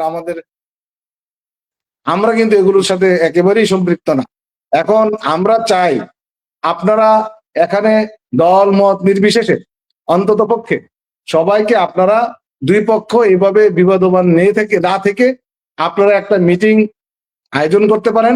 সেখানে সকল পেশাজীবী রাজনৈতিক দলের নেতৃবৃন্দ যারা আছেন, যারা এখনো মাঠে সক্রিয় আছে, সকলকে নিয়ে আপনারা সকলের মতামত নিন। সবচেয়ে দুর্ভাগ্য যে আপনারা দুই পক্ষেই অন্তত পক্ষে মতামতটাকে গুরুত্ব দেওয়া হচ্ছে না, এবং মতামতটা না দেওয়ার কারণে কিন্তু এরকম হচ্ছে। আপনারা আমার মতে এই ধরনের ইফতার পার্টি করার চেয়ে আগে উচিত ছিল সকলকে ডেকে একসাথে সকলের মতামতের আলোকে আপনারা যে কোনো কাজ করবেন। আমার ধারণা নবীনগরের সকলেই ঐক্যের পক্ষে এবং শান্তির পক্ষে, এবং সকলের মধ্যে একটা সহমর্মিতা আছে, এবং সে আলোকেই নবীনগর কল্যাণ সমিতি এগিয়ে যাবে। 1976 সালে প্রতিষ্ঠিত, কারণ এর প্রতি আমারও দুর্বলতার কারণ হলো তখন কিন্তু আমাদের শহীদ রাষ্ট্রপতি জিয়া রহমানের শাসনামল। সুতরাং সেই কারণে কিন্তু একটা দুর্বলতা কিন্তু আমাদের মনে থেকে কাজ করে। সেই জায়গা থেকে আপনাদেরকে আমরা বলবো, কারণ হচ্ছে যে আপনারা কিন্তু আরেকটা জিনিস লক্ষ্য করেছি যে জুলাই আগস্টের পরে আমাদের নবীনগরে কিন্তু শহীদ হয়েছে বেশ কিছু পরিবার। সেই পরিবারগুলোর পাশে কিন্তু নবীনগর কল্যাণ সমিতির কাউকে কিন্তু তেমন ভাবে আমরা সেভাবে দেখি নাই। তো এইগুলো কিন্তু একটা বিষয়, কারণ রাষ্ট্র যেভাবে চলবে, রাষ্ট্রের সেই আলোকেই কিন্তু আমাদের চলতে হবে। সেই আলোটা এটা কিন্তু আমরা দেখি না। কিন্তু আমরা যদি আপনারা আমাদের মতামত দিতেন, আমরা কিন্তু আপনাদেরকে বলতাম যে আপনারা এভাবে এগোলে ভালো হয়। আমরা তো কোনো পদ পদবি প্রত্যাশী না, আপনারাই চালাবেন, আপনারাই চলবেন, আপনাদেরকে আমরা এখানে পাপ্পু, একটি বিষয় আপনার নিশ্চয়ই জানা আছে, বা আপনি সহ নবীনগরের যারা ঢাকায় আছেন কিংবা নবীনগর আছেন তারা কিন্তু জানেন। আপনি যেটি বলছিলেন যে অন্তত জুলাই আন্দোলনের সঙ্গে যারা শহীদ হয়েছেন সেই সমস্ত পরিবারগুলির খোঁজ খবর আসলে নবীনগর কল্যাণ সমিতি আদৌ নিয়েছে কিনা, সেটা আমারও জানা নেই। কিন্তু যেই অভিযোগটি অনেকেই করে, আজকেও কিছু কিছু দর্শক করছেন, মন্তব্যগুলো আমি দিচ্ছি না, কারণ খুবই বিব্রতকর মন্তব্য।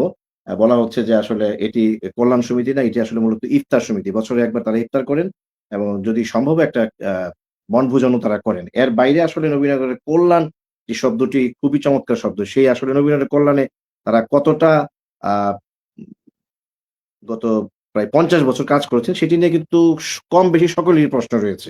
এবং আপনি যেটি বলছিলেন যে অ্যা এটি অরাজনৈতিক সংগঠনে কেন রাজনৈতিক নেতাদের প্রাধান্য থাকবে এই সমস্ত ভাইটাল পোস্ট গুলিতে, যেন কোনোভাবে কোনো রাজনৈতিক নেতারা মানে আসতে না পারেন, সেটি নিয়েও কিন্তু আপনি যে প্রশ্নটি তুলেছেন, এটি নিয়েও কিন্তু প্রশ্ন আছে। আমরা একটু আসবো এবার জাকারিয়া সরকার তসলিম, যিনি সুপ্রিম কোর্টের আপিল বিভাগে আছেন।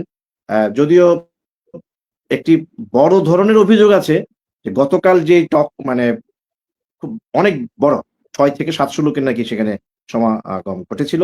বলা হচ্ছিল এখানে বেশিরভাগই বাংলাদেশ জাতীয়তাবাদী দল বিএনপির ঘরানার সঙ্গে যারা জড়িত তারা সেখানে উপস্থিত হয়েছিলেন এবং বলা হয়েছে অনেকে, আমি প্রায় ৮ থেকে ১০ জনের সঙ্গে কথা বলেছি।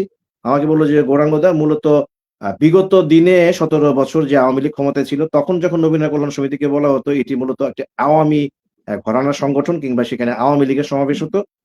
আবার ঠিক গতকাল দেখলাম যে না, এটি একটি বিএনপির সমাবেশ কিংবা বিএনপির আসলে একটি ইফতার পার্টি।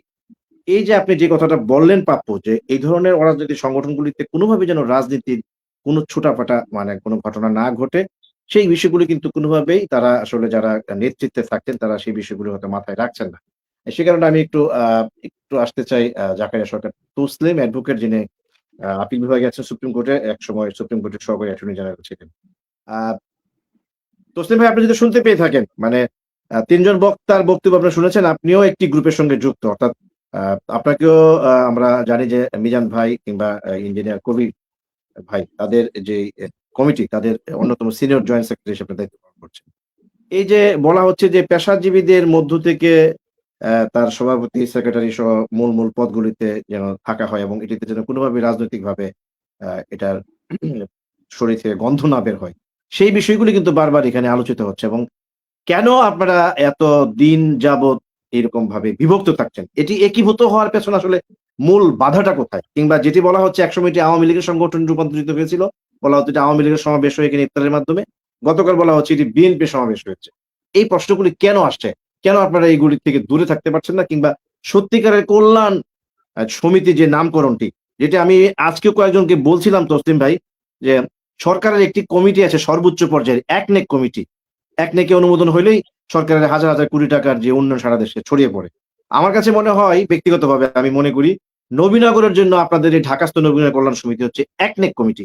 ঢাকার এই সমস্ত বড় বড় প্রভাবশালী নেতারা যারা নবীনগরের সন্তান, তারা যদি এই কমিটিটি দ্বিধাবিভক্ত না রেখে একটা জায়গায় আপনারা থাকতে পারতেন, তাহলে এখানে যিনি এমপি হন, যিনি মন্ত্রী হন, আপনারা কিন্তু তাদের পেছনে ছুটার দরকার ছিল না। বরং এমপি মন্ত্রীরা কিন্তু আপনাদের কল্যাণ সমিতির পেছনে ছুটতো যে এটি হচ্ছে নবীনগরের একনেক কমিটি।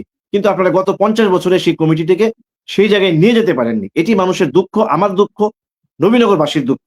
কেন আপনারা একীভূত হয়ে সত্যিকারের নবীনের কল্যাণে কাজ করতে পারছেন না? এই বিষয়ে আপনি কি বলবেন? অ্যাডভোকেট জাকারিয়া সরকার তসলিম।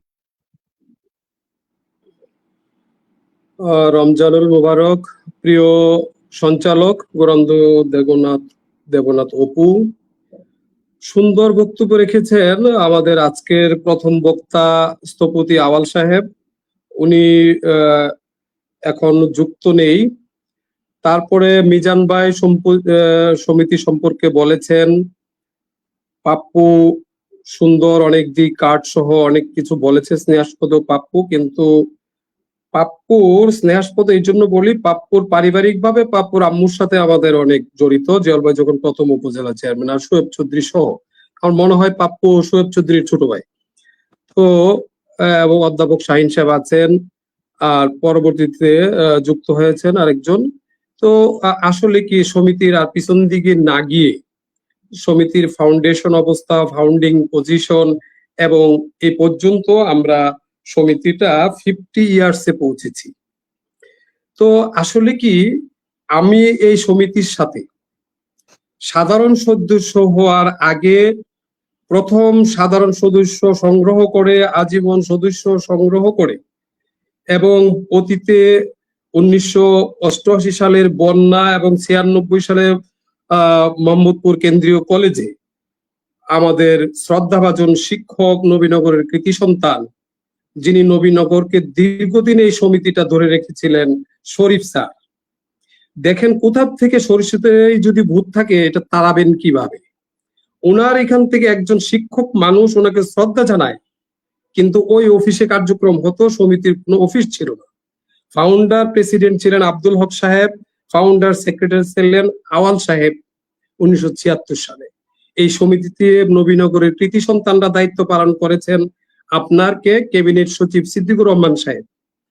তা আমি সরাসরি যুক্ত হয়েছি 1986 এবং গণ পাবলিক লাইব্রেরিতে একটা বিশাল অনুষ্ঠানের মাধ্যমে। এটার আমি সাহিত্য সম্পাদক এবং সেই অনুষ্ঠানটাও আমি পরিচালনা করেছি। ওই অনুষ্ঠানটাতে প্রেসিডেন্ট হিসাবে ডিক্লার হয়েছিলেন আমাদের বিএডিসির সাবেক চেয়ারম্যান জনাব শফিক রেহমান এবং সেক্রেটারি জনাব শাহ জিকরুল আহমেদ কুকো, এবং ওইটার আমি প্রচার সম্পাদক। আমি হঠাৎ করে চলে আসি নাই, আমি কোন দলীয় পরিচিতিতে আসি নাই, আমি কোন দলের সাথে বিভক্ত না, কোন দলকে জড়িত করি না। স্নেহাস্পদ পাপ্পু অনেকগুলো নাম বলেছে, বলতে চাই না, কিন্তু পাপ্পু শুনতেছি কিনা, প্রতিটা এক দিকের কতগুলো নাম বললেন। মিজান ভাইকে বলেন যে মিজান ভাই আমরা সোজা একত্রিত, উনি এক দিকের নাম বললেন। আর আমি জড়িত সরাসরি সমিতির সাথে 1996 সালে, আর কাজ করেছি 1988 থেকে। কাজে আমরা কোনো প্ল্যাটফর্ম থেকে কেউ ধরে নিয়ে এসে বসাই নাই, কাজের মাধ্যমে আসছি। কাজে আমরা সদস্য সংগ্রহ করেছি, আজীবন সদস্য সংগ্রহ করেছি, আমরা সাধারণ সদস্য সংগ্রহ করেছি, ফান্ড ক্রিয়েট করেছি। সমিতির 15 লক্ষ টাকা কে তহবিল তসরুপ করেছে, এইটার একটা অনেক ক্লেম আছে। এই অফিসটা কোথায় ছিল? মাহবুব রহমান সাহেব যখন প্রেসিডেন্ট হলো, ওনার নাম যে নবী আমাদের মিজান ভাই অনেক কথা বলেছেন, আমি এই পিছনে যেতে চাই না। স্থপতি আওয়াল সাহেব একজন গুণীজন মানুষ, স্নেহাস্পদ অত্যন্ত ভালো মানুষ, উনি আসেন। আমরা এই ভালো মানুষকে বিতর্কিত কারা করে? বিতর্কিত মানুষগুলাকে, একটা বিতর্কিত মানুষ কয়েকজন মানুষকে, ভালো মানুষগুলো নবীনগরকে বিতর্কিত করে দেয়। আজকে যদি দুইটা প্ল্যাটফর্ম মনে করেন এখানে, আমার মনে হয় এই আলোচনা না করে নবীনগরের ভালো মানুষদেরকে নিয়ে প্ল্যাটফর্ম বিহীন ভাবে যদি আলোচনাটা হতো, যে তারা কি বলতো, কারা আমরা দোষ করেছি, কে দোষ করে নাই, সমিতিটা এত দিন পরে যদি একটা ভালো কাজ করে অর্জন হলো ঢাকাতে একটা ঠিকানা পাওয়া, যেটা কবির আহমেদ ভূঁইয়ার নেতৃত্বে, উনি প্রথম ভাইস প্রেসিডেন্ট ছিল 2 বার, এর পরবর্তীতে উনি হলো প্রেসিডেন্ট, উনি হঠাৎ করে আসেন। আমরা একটা সাধারণ সভার মাধ্যমে, জনাব গৌরঙ্গদেবন অপু, আপনি যদি মনে থাকে, আপনি কিন্তু কি কারণে এটা গত 2 বছর আগে ইঞ্জিনিয়ারিং ইনস্টিটিউটের প্রোগ্রামে আপনি সরাসরি উপস্থিত ছিলেন এবং সাধারণ সভা হয়েছিল মূল কমিটির নেতৃত্বে। নিয়ম হলো সাধারণ সভা করে কমিটি ডিক্লেয়ার করতে হয়। তাহলে কি কনস্টিটিউশন অনুযায়ী যেটা সাধারণ সভা ডেকেছে, সাধারণ সদস্য উপস্থিত ছিল, 1200 সদস্য উপস্থিত ছিল, তারপরে এটা কি একাংশ হবে না বৃহদাংশ হবে? আরেকটা গোপনে গিয়ে কমিটি করে, আরেকজন লোক লোভের বশবর্তী হয়ে ছোট্ট একটা পকেট কমিটি করে ছোট্ট অনুষ্ঠান আয়োজন করে নাম দিয়ে ধরে রাখলেন। আর এই বছর হঠাৎ করে জাতীয় নির্বাচন হচ্ছে, আমরা মনে করেছি নির্বাচন উত্তর সুন্দর একটি কমিটি করব, সকলকে নিয়ে আলোচনা করব, এটা একটা আমার ব্যক্তিগত চিন্তা। তারপরে দেখা যাক যে আমরা একটা সুন্দর আলোচনার মাধ্যমে কমিটি করে যিনি এমপি হবেন তাকে সম্বর্ধনা দেব, 2জন এমপি সাথে ওনার সাথে আরো আলোচনা করে একটা বৃহৎ অংশ করে, না হয় আমরা একটা আহ্বায়ক কমিটি করে একটি অনুষ্ঠান করব তড়িঘড়ি করে। যেমন পাপ্পু সুন্দর কথা বলেছে, পাপ্পুর সাথে আমার সরাসরি কথা হয় না, কিন্তু অনুষ্ঠানে দেখা হলে পাপ্পু এড়িয়ে যায়, কারণ হলো সে আমাকে ব্যক্তিগতভাবে চিনে না, কিন্তু পাপ্পুর পারিবারিক ভাবে আমি পরিচিত, যেহেতু আমার বড় ভাইয়ের সাথে পাপ্পুদের পরিবারের অনেক, সেই পিছনে না গেলাম, এই কারণে পাপ্পুকে বলতে চাই, পাপ্পু যে নামগুলা বলেছে ওয়ান সাইডেড নেম। মিজান ভাই নাম বললে বলবেন ওয়ান সাইডেড নেম, কিন্তু আমি জাকারিয়া সরকারি সমিতি 1988 থেকে জড়িত। আমরা কোনো ওয়ান সাইডেড হিসাবে অথবা কোনো 2 সাইডেড হিসাবে অথবা ইয়েতে আসি নাই। আমরা কাজ করে সরাসরি সমিতিতে যেভাবে আসতে হয়, একজন রাজনৈতিক কর্মী হলে যে আগে অতীতে কাজ করতে হতো সেইভাবে আসছি। এখন হলো হঠাৎ করে চলে আসা, হঠাৎ করে কেউ বসাই দেওয়া, কারণ নামের উপরে চলে আসা, এইভাবে হয় কমিটি। এই কারণে দ্বিধাগ্রস্ত হয়ে কেউ সন্দেহাতীত হয়ে যায়, তাদের নাম আসবে না, নির্বাচন কমিশন হবে না, কাজে তাদের নাম না থাকলে নিজে নিজে কমিটি ডিক্লেয়ার দিয়ে একটা অনুষ্ঠানে কার্ড তৈরি করে ফেললে। দেখেন কি কাজ করেছে আজকে আমাদের হুমায়ুন কবির সাহেব, আমরা সালেউদ্দিন সাহেবকে নিয়ে এসে প্রোগ্রাম করেছি, আমরা এটা আপনার ইয়েতে আপনার জনস্বাস্থ্য আইডিবি ভবনে বিশাল প্রোগ্রাম, যেটাতে আমি ছিলাম সদস্য সচিব, আহ্বায়ক ছিল ওইটাতে আমাদের নামটা আমি মিজান বাজুর মনে করতে আমি ভুলে গেছি, আমার সাথে আমি অ্যাডভোকেট মতিন সাহেব বলতেন যে আমি নবীনগর ভালো তসলিম সাহেব আপনি ভালো করে সবাইকে দাওয়াত দিবেন। আমি ছাত্র সংগঠনকে দাওয়াত দিয়েছি, আমি যুব সংগঠনকে দাওয়াত দিয়েছি, আমি পেশাজীবী সংগঠনের বিশাল অনুষ্ঠান, তারা বলেছিল 500 লোক হবে, আমি রিস্ক নিয়ে বলেছি 1200 লোক হবে। তসলিম ভাই আমাদের সময় দ্রুত চলে যাচ্ছে, আমরা মানে আমাদের বিষয়বস্তুটাতে একটু থাকতে চাই, প্লিজ আপনি অন্যভাবে নিন না। এই যে আপনাদের মধ্যে একটা গ্রুপিং দ্বিধা বিভক্তি, নবীনগর কল্যাণ সমিতিটাতে আমরা একীভূত হতে চাই, মানে একীভূত হতে গেলে আসলে কোন ধরনের স্যাক্রিফাইস করা উচিত? এখানে যদি দুই গ্রুপের লোকই আছেন, আপনি যদি ওই জায়গাটাতে আসেন যে আমাদের হয়তো এই জায়গাটা আসলে আমরা একীভূত হতে পারবো, অপু এই জায়গাটা একটু আসেন প্লিজ। এটা চলে আসছি এখন। ওই যে আমি যেটা বললাম যে আমাদের চিন্তা জাতীয় নির্বাচন হয়েছে, আমরা একটা সুন্দর অনুষ্ঠান করব, কিন্তু যার কারণে তৈরি করে এবার আমরা কোনো বড় অনুষ্ঠান করি নাই, যে একসাথে কিভাবে করা যায়। এই যে মিজান ভাই যে ক্লেমটা করলেন সঠিক, যে এই অফিসটা তো দীর্ঘদিন বন্ধ ছিল, এটার বিদ্যুৎ বিল ছিল, এটার ভাড়া ছিল, এগুলা আমরা অনুষ্ঠান করার পর এইগুলা আদায় করেছি। তো পরবর্তীতে তারা যারা এটা করলো, পিছন দিক থেকে মেকানিজম করলো, এই করে আবার দেখাইলো যে অফিস দখলে আর একটা অনুষ্ঠান করলো ব্যায়াম মিলনায়তন আর ইঞ্জিনিয়ারিং ইনস্টিটিউট কিন্তু এক কথা না, দুইটা বিশাল অবস্থান হয়। তো কাজী এই জিনিসটা ঠিক হয় নাই।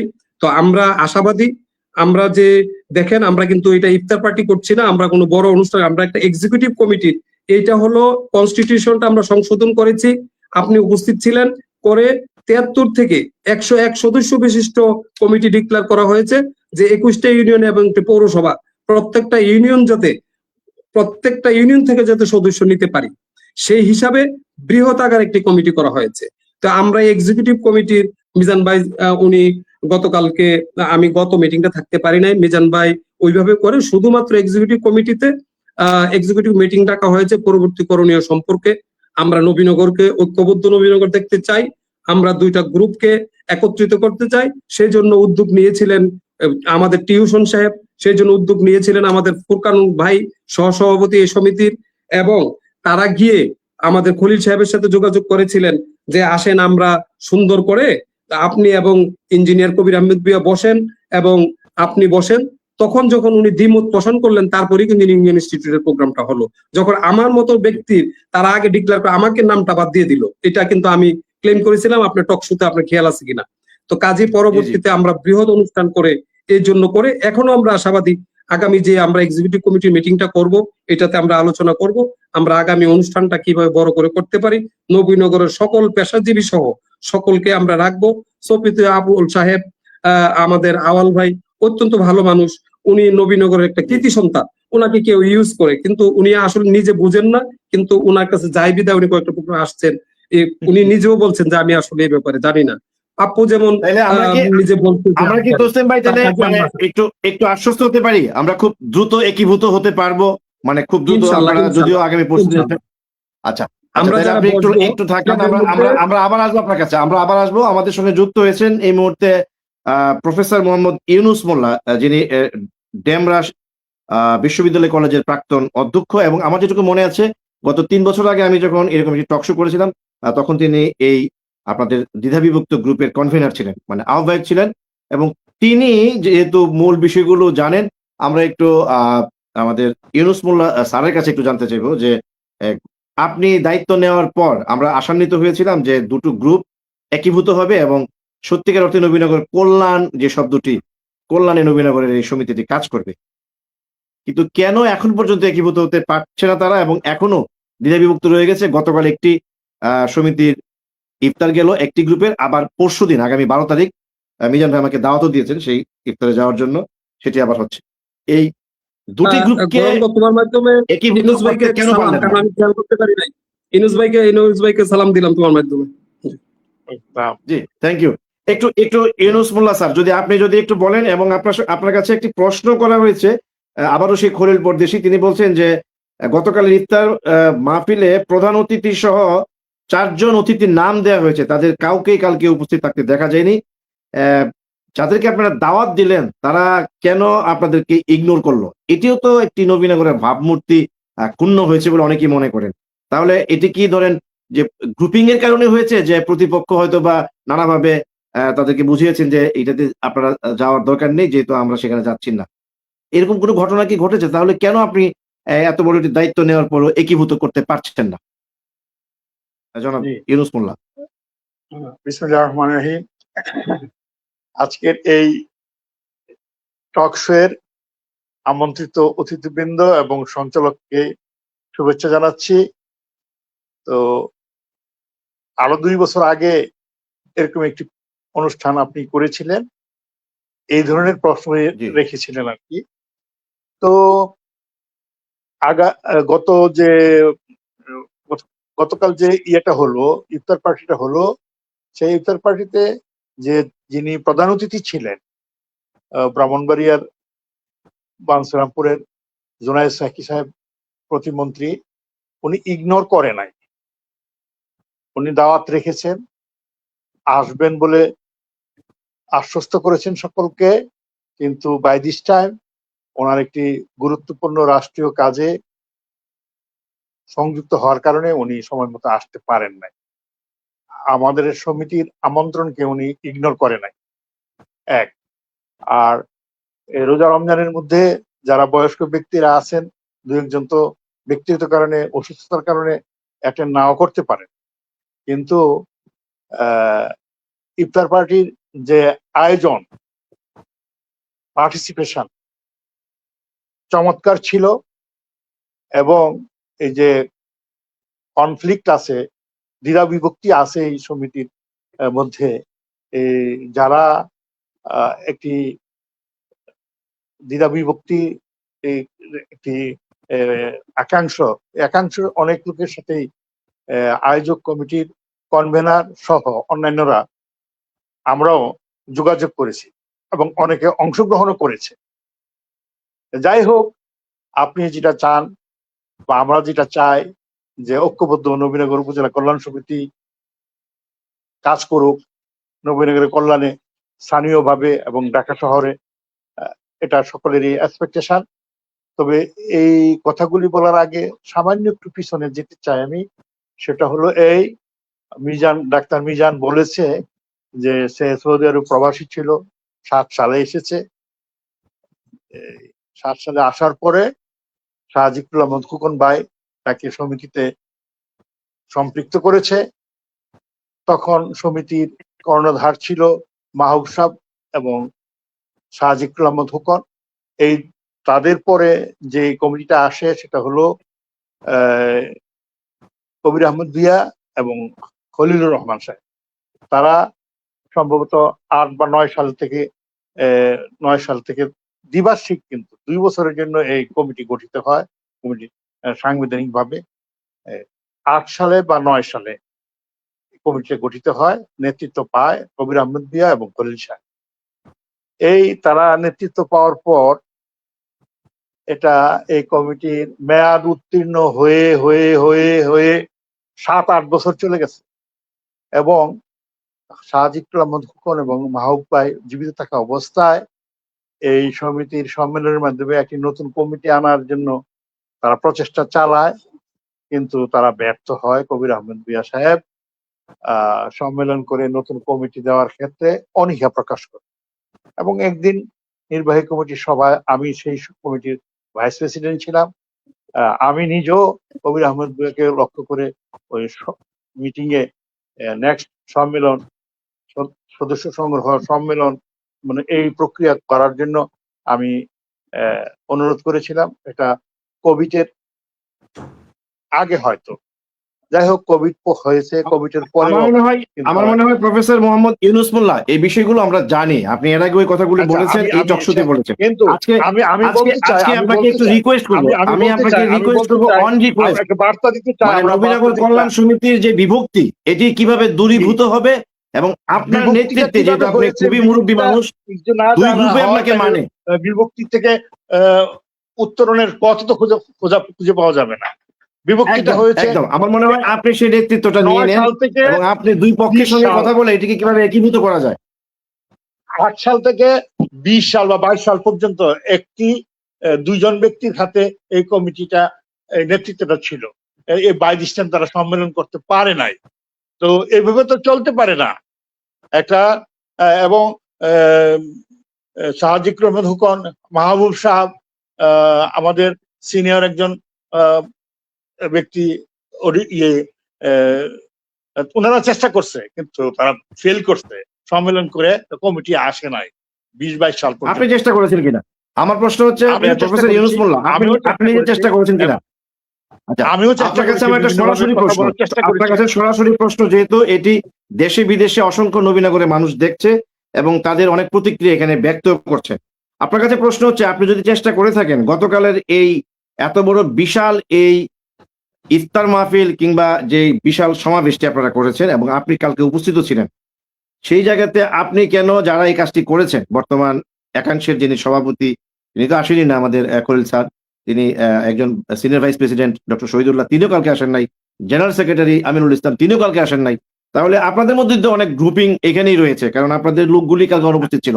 আপনি কি একটা ভূমিকা নিতে পারতেন না? না, আমি একটু শেষ করি, আপনি কথা বলবেন, নিশ্চয়ই আপনি বলবেন, কারণ আপনার কাছেই আমাদের সবচেয়ে বেশি প্রত্যাশা, যেহেতু আপনি বয়োজ্যেষ্ঠ মুরব্বী এবং দুপক্ষই আপনাকে মানে। আপনি কি দায়িত্ব নিয়ে কালকে পারতেন না যে যারা এই কাজটি কালকে করেছেন, আনোয়ার কিংবা আমাদের স্থপতি আব্দুল আওয়াল ভাই, যে তোমরা কনভেনার কমিটি করেছো ইফতার মাহফিল, আমি প্রফেসর ইউনূস মোল্লা তোমাদেরকে অনুরোধ না, নির্দেশ দিচ্ছি, তোমরা মিজান এবং কবির বা অ্যাডভোকেট জাকারিয়া সরকার, তাদেরকে নিয়ে আসো, আমরা সবাই মিলে করবো, যেহেতু নতুন একজন এমপিও নির্বাচিত হয়েছেন, গতকাল তিনি প্রধান অতিথি হিসেবে এখানে উপস্থিত ছিলেন, আপনি এই কাজটি কেন করলেন না বা করতে পারলেন না? কেউ কি আপনাকে বাধা দিয়েছে? না, আমাকে বাধা দেয় নাই। আমরা এক্সিকিউটিভ কমিটিতে ছিলাম। আর সভাপতি আব্দুল আওয়াল, হ্যাঁ, সে বিগত কমিটিতে, বর্তমান যে কমিটি কন্টিনিউ করছেন, হ্যাঁ, সেই কমিটিতে কিন্তু সেও আছে এবং সেই কমিটিতে থাকার কারণেই তাকে কনভেনার করা হয়েছে আর আনোয়ারকে মেম্বার সেক্রেটারি করা হয়েছে। এবং সেও বিভিন্ন জায়গায় কথা বলছে, এই কনফ্লিক্টটা মোছার জন্য 2-1 জায়গায় কথা বলেছে, টেলিফোনিক কথা বলেছে, মেসেজ টেসেজ দিয়েছে, সেই কাজগুলি সে করেছে। তো হঠাৎ করেই তো এগুলি একীভূত আমি করার, কিন্তু প্রশ্নটি আপনাকে করেছি প্রফেসর ইউনূস মোল্লা, আমি সরাসরি আপনার কাছে জানতে চেয়েছি, আপনি আব্দুল আওয়ালের কাছে আপনি এই বিষয়টি কেন ভার দিতে যাচ্ছেন? আমি বলেছি, আপনি স্যার নিজে উদ্যোগী হয়ে কেন আপনি দুটো গ্রুপকে একীভূত করে একটা চমৎকার একটা নিদর্শন স্থাপন করতে পারলেন না? এটি কি আপনাকে কেউ বাধাগ্রস্ত করেছে? আমি বলি, যেহেতু এই মেয়াদ উত্তীর্ণ কমিটি 8-10 বছর চলছিল, তখন এই কমিটি বিলুপ্ত করে একটি সম্মেলন করে নতুন কমিটি দেওয়ার ক্ষেত্রে 115 আর্টিকেলে আমাকে অস্থায়ী মানে অ্যাডহক কমিটির দায়িত্ব দেওয়া হয়, চিফ করা হয়। আমার নেতৃত্বে 6 মাস 90 দিন, মানে 6 মাস ব্যাপী আমরা বিভিন্ন কার্যক্রম করে, মিটিং করে, সদস্য সংগ্রহ করে, ইলেকশন কমিশন করে আমরা একটা সম্মেলন করেছি পার্বত্য অডিটোরিয়ামে। কিন্তু আপনি এই যে পেছনের কথাগুলো আবার টেনে নিয়ে আসছেন, আপনি কিন্তু পারেননি, আপনি কিন্তু স্যার ব্যর্থ হয়েছেন। আপনার কাছে আমার শেষ প্রশ্নটি করব, তার আগে আমি একটু আসতে চাই, অনেকক্ষণ যাবত বসে আছেন মোহাম্মদ শাহিন মিয়া, তিনি ঢাকার একটি সরকারি কলেজে অধ্যাপনার সঙ্গে যুক্ত আছেন, সহযোগী অধ্যাপক। শাহিন ভাই, আপনি যদি আমার কথা শুনতে পেয়ে থাকেন, এই কেন দুটো গ্রুপ একীভূত হচ্ছে না? এই যে প্রফেসর ইউনূস মোল্লা তিনি দায়িত্ব নিয়েছিলেন, তিনি যদি গতকালের এই মিটিং করবার আগে, নিশ্চয় তাদের মধ্যে একটি কমিটি হয়েছে, বৈঠক হয়েছে, কনভেনার কমিটি আব্দুল আওয়ালের মতো একজন গ্রহণযোগ্য মানুষ, যিনি অত্যন্ত সকলের কাছে খুব একজন কি বলবো গ্রহণযোগ্য মানুষ, তাকে কনভেনার হিসেবে যেটি বলেছেন আমাদের অ্যাডভোকেট জাকারিয়া সরকার তসলিম, যে তার মতো একজন ভালো মানুষের উপরে এরকম একটা দায়িত্ব দিয়ে আসলে এককভাবে কাজটি করে ফেলা হয়েছে। সেই কাজটি ইউনূস মোল্লা স্যার ইচ্ছা করলে করতে পারতেন, দুটি গ্রুপকে কিন্তু মেলাতে পারতেন, যেহেতু একটা নতুন প্রেক্ষাপট, নতুন এমপি, আমাদের এমপি অত্যন্ত একজন সজ্জন মানুষ, কিন্তু তিনিও কিন্তু এমপি মহোদয় কিন্তু বললে পারতেন, যদিও তার হয়তো সেই ব্যাপারে বিষয়গুলি মাথায় ছিল না, যে আপনারা দুটো গ্রুপ এক হলে আমি সেখানে যাব। মাননীয় এমপি যদি এই জেটটুকু করতেন, তাহলে কিন্তু দুটো গ্রুপ এক হতে পারতো এবং আগামী পরশু হয়তো বা আরেকটা ইফতার পার্টির আয়োজন হতো না। সেক্ষেত্রে আপনি যেহেতু ঢাকায় বসে দুটো গ্রুপের কার্যক্রমকে দীর্ঘদিন যাবত ওয়াচ করছেন, আপনার কাছে কি মনে হয় এই দুটো গ্রুপ একীভূত হওয়ার সম্ভাবনা আছে কিনা, যাতে আমরা সত্যিকার নবীনগরের কল্যাণে এই সমিতিটা কাজ করতে পারে? কি বলবেন মোহাম্মদ শাহিন মিয়া, সহযোগী অধ্যাপক? আসসালামু আলাইকুম। নবীনগরের কথা সঞ্চালক আমার অত্যন্ত প্রিয়ভাজন গৌরাঙ্গ দেবনাথ অপু দাদা উপস্থিত, আজকের সম্মানিত নবীনগরের অতিথিবৃন্দ এবং নবীনগর কল্যাণ সমিতিকে বিভিন্ন সময় নেতৃত্ব দেওয়া নেতৃবৃন্দ এবং আমার আরেকজন অত্যন্ত শ্রদ্ধাভাজন রাজীব আহসান চৌধুরী পাপ্পু ভাই। আমি সংক্ষেপে যে কথাটি বলতে চাই সেটি হচ্ছে এই যে আমি এই প্রজন্মের একজন প্রতিনিধি হিসাবে নবীনগর কল্যাণ সমিতির কার্যক্রমে আমি নিজেও হতাশ। আমি গতকালের যে ইফতার পার্টি সেটিতে আমিও দাওয়াত পেয়েছিলাম। আমি শারীরিক অসুস্থতাজনিত কারণে অংশগ্রহণ করতে পারিনি, কিন্তু খোঁজখবর যা জেনেছি বা শুনেছি যে প্রধান অতিথি সহ গুরুত্বপূর্ণ অতিথিবৃন্দের অনেকেই অনুপস্থিত ছিলেন এবং সংগঠনের যে সভাপতি, সাধারণ সম্পাদক, সিনিয়র সহ সভাপতি, সাংগঠনিক সম্পাদক ওনারাও আমাদের ইউনিভার্সিটির কয়েকজন বড় ভাই যে তারাও অনেকে হতাশ, অনেকে এই কার্যক্রম সম্পর্কে ওয়াকিবহাল না। যাই হোক, আমি পিছনে যেতে চাই না। যে বিষয়টি আজকে শিরোনাম সেটা হচ্ছে যে দ্বিধা বিভক্ত ঢাকাস্থ নবীনগর কল্যাণ সমিতি কি আদৌ একীভূত হবে না। আমি যে কথাটি বলতে চাই সেটা হচ্ছে এই যে যখন দুটি পক্ষের মধ্যে যুদ্ধ চলে তখনও পর্দার অন্তরালে সংলাপ চলমান থাকে। ইংরেজিতে একটি কথা আছে, dialogue is the basis of civilization, অর্থাৎ সংলাপ হচ্ছে সভ্যতার ভিত্তি। এখন আমার রিকোয়েস্ট থাকবে এই দুই পক্ষের নেতৃবৃন্দের নিকট এবং বিশেষ করে বারবার আমাদের সঞ্চালক যার উপর দায়িত্বটি চাপাতে চাচ্ছেন আমার অত্যন্ত শ্রদ্ধাভাজন ডেমরা বিশ্ববিদ্যালয় কলেজের সাবেক অধ্যক্ষ প্রফেসর ইউনুস স্যার, যে আপনারা কথা বলার একটা পরিবেশ তৈরি করেন, দুই পক্ষের মধ্যে বসা এবং কথা বলা। কথা বললে অনেক সমস্যার সমাধান বেরিয়ে আসবে এবং নবীনগরের ইতিহাস ঐতিহ্যের সাথে এই যে কল্যাণ সমিতির দুটি পক্ষ এবং আলাদা প্রোগ্রাম এবং এই যে কাদা ছোড়াছড়ি, এটি নবীনগরের ইতিহাস ঐতিহ্যের সাথে যায় না। নবীনগর বাংলাদেশের মধ্যে অত্যন্ত সমৃদ্ধ এবং একটি ঐতিহ্যবাহী উপজেলা। এই নিয়ে বলতে গেলে বা লিখতে গেলে ঘন্টার পর ঘন্টা লিখা যাবে, বলা যাবে, মানে বিরাট বিরাট বই লিখা যাবে। আমি এই প্রজন্মের একজন প্রতিনিধি হিসেবে বারবারই আপনাদের উদ্দেশ্যে এই মানে অনুরোধটি করব যে এখনো আমাদের সময় শেষ হয়ে যায়নি। আজকে যেই উদ্যোগ গৌরাঙ্গ দেবনাথ অপু নিয়েছেন এটি আলোচনা করার, আলোচনায় সমস্যার সমাধান করতে পারে। আপনারা আলোচনার টেবিলে বসেন, আলোচনার পরিবেশ তৈরি করেন। এই বিষয়ে আমাদের নবনির্বাচিত যে সাংসদ অত্যন্ত সজ্জন মানুষ, তৃণমূলের নিবেদিত প্রাণ একজন রাজনৈতিক নেতা, ওনার সহযোগিতা আপনারা নিতে পারি, নিয়ে আমরা একটা টেবিলে বসে আমরা এই সমস্যার সমাধানে কাজ করতে পারি এবং এটা হলেই আগামী যে প্রজন্ম তারা খুশি হবে এবং নবীনগরের কল্যাণে কাজ করা যাবে এবং তাহলেই নবীনগর কল্যাণ সমিতি বা যে নামটি আমরা ধারণ করি যে কল্যাণ সমিতি, প্রকৃত কল্যাণে কিছু করা যাবে। অতীতে কি হয়েছে সেই বিষয়ে আর আমি কোনো কথা বলতে চাই না, কারণ আমি যেহেতু এই প্রজন্মের প্রতিনিধি আমি ওই বিষয়গুলো আনতেই চাই না।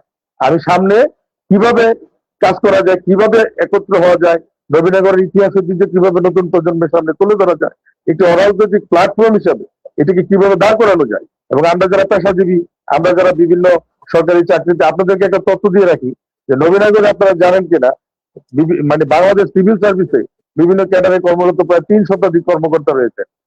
তাদের তো যাওয়ার কোনো জায়গা নেই, কিন্তু যদি এরকম কল্যাণ সমিতি একটা প্ল্যাটফর্ম, একীভূত প্ল্যাটফর্ম হয়, একটা অরাজনৈতিক প্ল্যাটফর্ম হয়, তাহলে কিন্তু ওনাদের এখানে আসার একটা সুযোগ থাকে, এসে বিভিন্ন কার্যক্রমে অংশগ্রহণ করার, জড়িত হওয়ার একটা গ্রাউন্ড তৈরি হয়, একটা প্ল্যাটফর্ম তৈরি হয়। আপনারা সেই সুযোগটি করে দিবেন। যারা সিনিয়র নেতৃবৃন্দ আছেন তারা উদ্যোগ নেন, সংলাপই এই সংকটের সমাধান হতে পারে।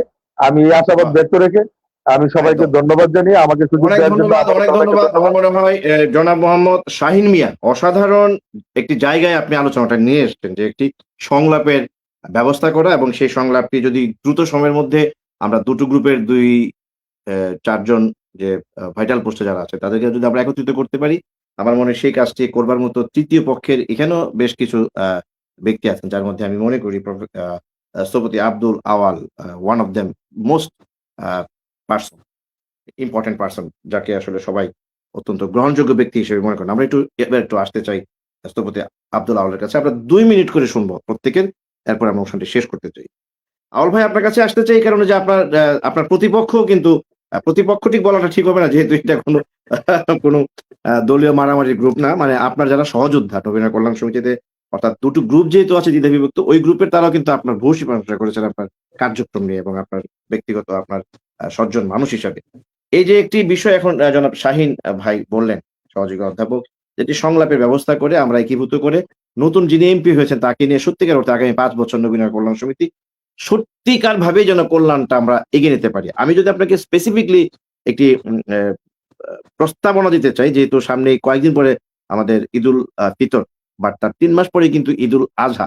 আমরা যদি অন্তত ৩টি মাস আপনাদের সময় দিই, আমরা ঈদুল আজহাকে কেন্দ্র করে যদি আমরা একটা ঈদ পুনর্মিলনী করতে পারি নবীনগর কল্যাণ সমিতির দ্বিধা বিভক্ত সকলকে একীভূত করে, সেখানে প্রয়োজনে আমাদের মাননীয় সাংসদ আব্দুল মান্নান ভাইকে আপনারা যদি বলেন যে প্রয়োজনে একজন ফুল মিনিস্ট্রি দায়িত্বে যিনি একদম এখানে থাকবেন আমাদের খুব কাছের, তাকে নিয়ে এসে সত্যিকার ভাবে নবীন কল্যাণ সমিতি আগামী দিনে কাজ করবে, এরকম কোন ভাবনা চিন্তা বা উদ্যোগ আপনি বা আপনারা নেবেন কিনা? আগামী অন্তত ঈদুল আজহার আগে আমরা দুটো গ্রুপকে একটি গ্রুপে দেখতে চাই, কি বলবেন জনাব সভাপতি আব্দুল আওয়াল? ধন্যবাদ। তসলিম ভাই, মিজান ভাই, আসলে প্রতিপক্ষ তো নাই, তাদেরকে দেখে ইন্সপায়ার্ড হয়ে কিন্তু আসলে এই ধরনের সামাজিক কাজে আসার আগ্রহ। আমি কিন্তু আমার ম্যাক্সিমাম ছোটবেলাটা গ্রামে ছিল না, মানে ছোটবেলার পর থেকে আমি আসলে ঢাকায় চলে আসি। তো ওই যে স্মৃতি কাতর হয়ে যায় আসলে তাদেরকে দেখে, তারা যখন দেখি যে সমাজের একটা ভালো অবস্থানে থেকেও আবার গ্রাম নিয়ে চিন্তা করতেছে, তখনই কিন্তু আসলে এই প্ল্যাটফর্মটার প্রতি একটা আগ্রহ তৈরি হয়। সেই হিসেবে আসলে আমার নিচে এখন একটু দুঃখ লাগে যে আমরা এখন আবার একত্রে বসতে পারতেছি না। যখন একসাথে বসতাম মিটিং এ, আসলে তো আরেকটা কথা আমি বলি, অপ্রিয় হলেও এটার নামটা নবীনগর কল্যাণ সমিতি হলেও আদৌ এটার অ্যাম্বিশন বা কনস্টিটিউশনে কল্যাণের জন্য মনে হয় খুব বেশি ইয়ে নেই। আমাদের ওই জায়গাটায় আগামীতে যদি আমরা একসাথে হই, ওই জায়গাটায় কাজ করতে হবে। আমরা যদি এখন বলি যে আমরা কল্যাণে কাজ করব, আসলে এই অ্যাম্বিশন গুলো এখানে আমাদের কনস্টিটিউশনে ঢোকাতে হবে, কি কি কাজ করারই আছে। ওই মানে বর্তমান কনস্টিটিউশনে কি কল্যাণে কাজ করবার মতো তেমন কোনো বিস্তারিত ভাবে ব্যাখ্যা দেয়া নেই। কাজ করব সমাজে কি ধরনের প্রতিফলন বা এটার কোনো ফান্ডিং করে এমন কোনো কিছু নেই আসলে, আমি যতদূর জানি। তো যাই হোক,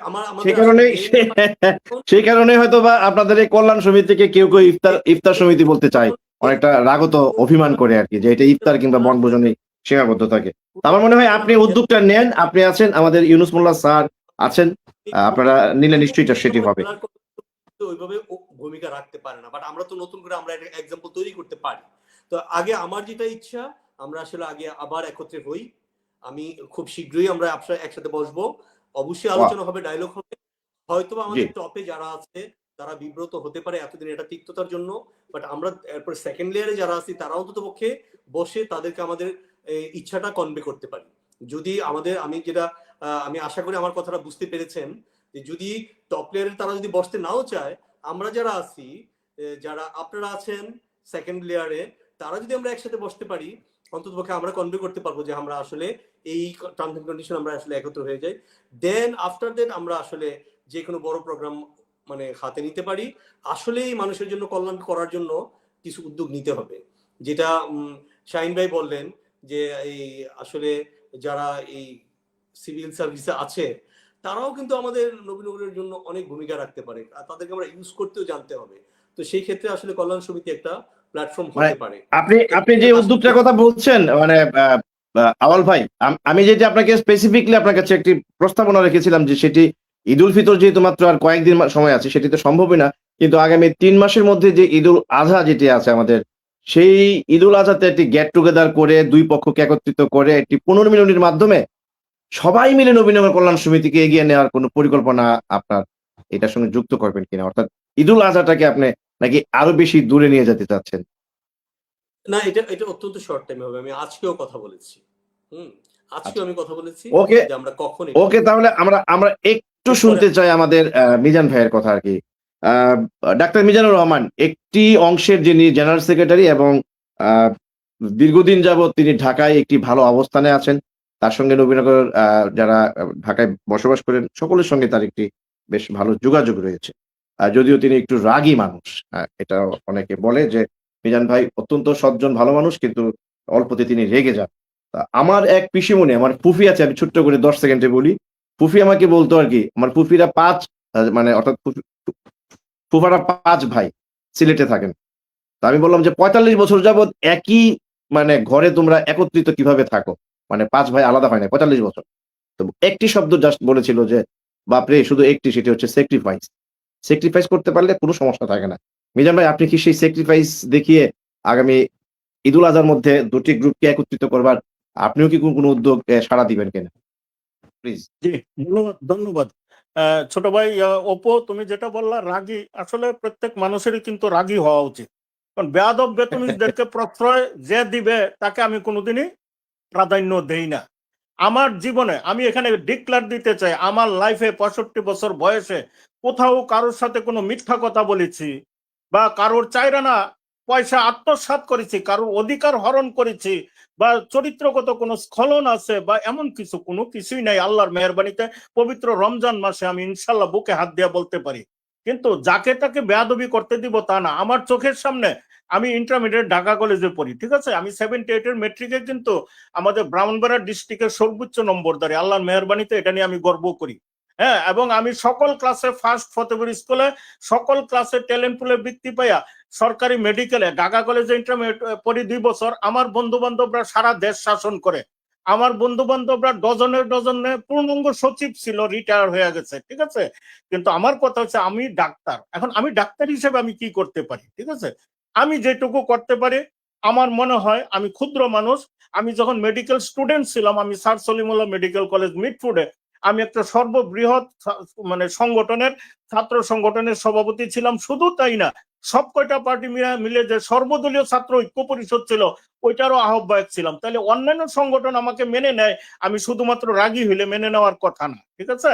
একজন নীতিবান মানুষ একটু রাগী হইতেই হবে, ঠিক আছে।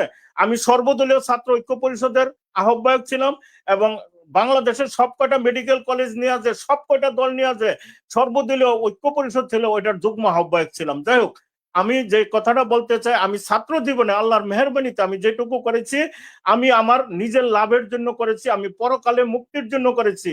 নবীনগরের এমন কোনো গ্রাম নাই যে ওই গ্রামের কোনো রোগী আমার কাছে মিটফোর্ডে আসে নাই বা আমার হাত দিয়া কোনো তার চিকিৎসা হয় নাই, বা আমি জীবনে কোনোদিন কারো কাছ থেকে চাইরানা পয়সা লাভবান হওয়ার চেষ্টা করেছি আমার পেশার মাধ্যমে। আমার পেশাকে আমি নবীনগর বাসীর জন্য গত 40 বছর আমি ফ্রি রেখেছি। আমি 38 বছরে ডাক্তার হয়েছি, ডাক্তার হওয়ার 6 বছর আগে এগুলি থেকে মিজান ভাই আমি আমরা জানি। আমরা না আমরা না আপনার না, সমগ্র কেউ কেউ আপনার সমস্ত এখানে কার্যক্রম আমরা জানি। রাখো রাখো, কেউ কেউ এখানে লিখছে যে এখানে কি কল্যাণ করেছে। এখন সকলের পক্ষে সমান পরিমাণ কল্যাণ করা সম্ভব হয় না, ঠিক আছে। তবে আমি করোনার একদম। সময় আমি কয়েক হাজার মানুষকে আমি ফ্রি চিকিৎসা দিয়ে, আমি নিজে করোনা আক্রান্ত হয়ে পড়ছিলাম, ঠিক আছে। আমার চেম্বার বনশ্রীতে রামপুরাতে আছে, এখনো আমার নবীনগর বাসীর জন্য 100% ফ্রি আছে, ঠিক আছে। যে আমার কাছে আসছে সে আমাকে চিনে, যে না আসছে সে তো আমাকে চিনবে না। তো আমি যে কথাটা বলতে চাই, এই নবীনগর কল্যাণ সমিতিকে অবশ্যই একীভূত করতে হবে, কোনো মতেই এভাবে বিভক্ত রাখা যাবে না। আর আমার তরফ গুড। থেকে সর্বোচ্চ যেটুকু স্যাক্রিফাইস করা কি করা যেতে পারে, আমি কিন্তু নিজে নিজে জেনারেল সেক্রেটারি হই নাই, আমাকে কিন্তু আমার হল ভর্তির লোকেরা কিন্তু আমাকে বাধ্য করছে জেনারেল সেক্রেটারি হইতে। এবং একটা মানুষের পজিশন কিন্তু হয় তার বয়স, শিক্ষা, স্বভাব, চরিত্র, নীতি, আদর্শ, সেবা করার মানসিকতা সবকিছু মিলাই কিন্তু একটা মানুষের পজিশন হয়। সেই পজিশনের কারণে আমিও জেনারেল সেক্রেটারি হয়েছি। আমার এই পদটাকে আমি উৎসর্গ করে দিব দুই পক্ষকে, যারা মিলাইতে পারবে তাদের কাছে আমি আমার জেনারেল সেক্রেটারি পদকে উৎসর্গ করে দিব।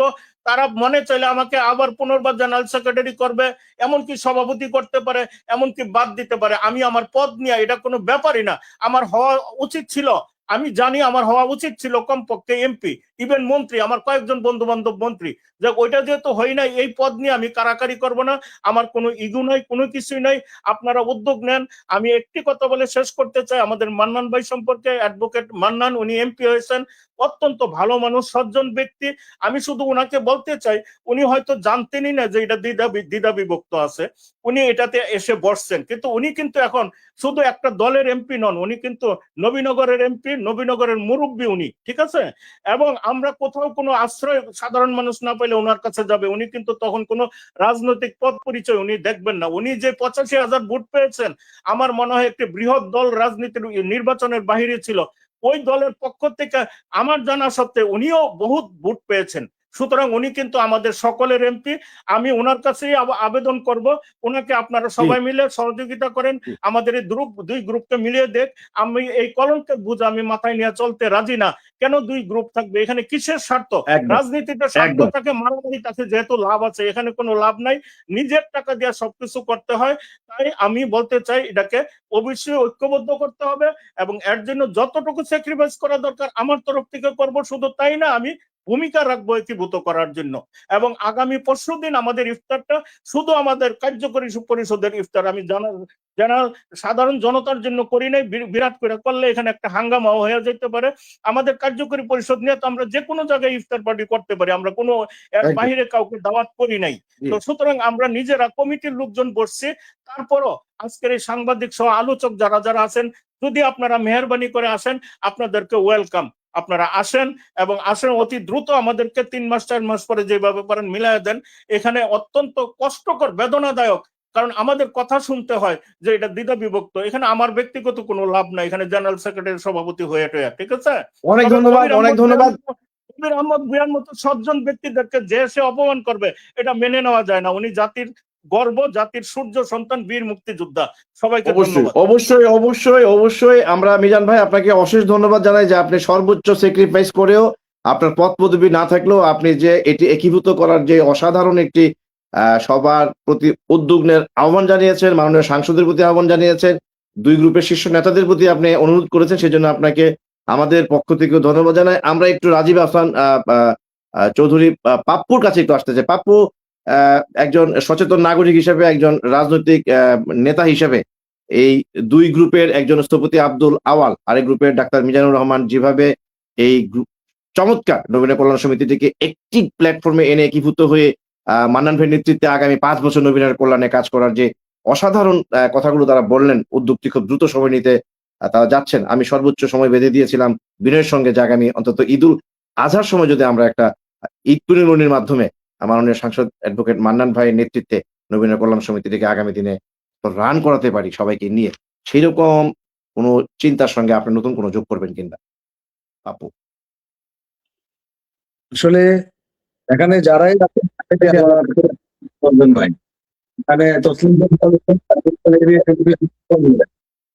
আর আওয়াল ভাই আমার আওয়াল ভাইকে সবসময় বলেছি ভাই, আপনারা যদি মতামত দিলে এটা আরো বেশি প্রাণ আমাদের তদ্রুপ ভাবে এখানে আছেন, আপনারা সব মতামতটা নিলে হবে। যেটা বলবো সেটা বিকল্প নেই। মান্নান ভাই পার্লামেন্ট মেম্বার উনি ব্যস্ত থাকেন, অনেক কিছু জানেন, ওনাকেও অনেক ক্ষেত্রে আলোচনার মধ্যে গুরুত্বপূর্ণ হবেন। যে জায়গা আমি আপনাদের কাছে বলবো যে আমি কিন্তু ব্যক্তিগত বলবো যে আমি কিন্তু যারা বিএনপি নেতৃবৃন্দ আছেন কিন্তু বিএনপি ক্ষমতা, আমরা কিন্তু এই জিনিসটা বোঝানোর জন্য আমি আমাদের কথা বলেছি। আমার পরিবারে রাজনীতি করেছেন অনেকে আছে, ভাবে অন্য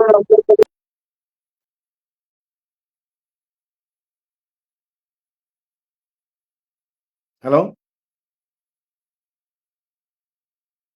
পাপ্পু, পাপ্পু শুনতে পাচ্ছি না। হ্যালো, ও পাপ্পু বের হয়ে গেছেন। আমরা একটু মানে শেষ 1 মিনিট একটু শুনতে চাই আমাদের সহযোগী অধ্যাপক জনাব মোহাম্মদ শাহিন মিয়া, যদি এর সঙ্গে কোনো নতুন করে যোগ করতে চান। আমরা খুব দ্রুত সময়ের মধ্যে দুটো গ্রুপকে একীভূত করে আমাদের মাননীয় সাংসদের নেতৃত্বে একটি অসাধারণ আয়োজন আগামী অন্তত ঈদের মানে ঈদুল আজহা যেটা সেটার মধ্যে করতে চাই। যদি একটু আনমিউট, হ্যাঁ হ্যাঁ প্লিজ জনাব শাহিন মিয়া ছোট্ট করে।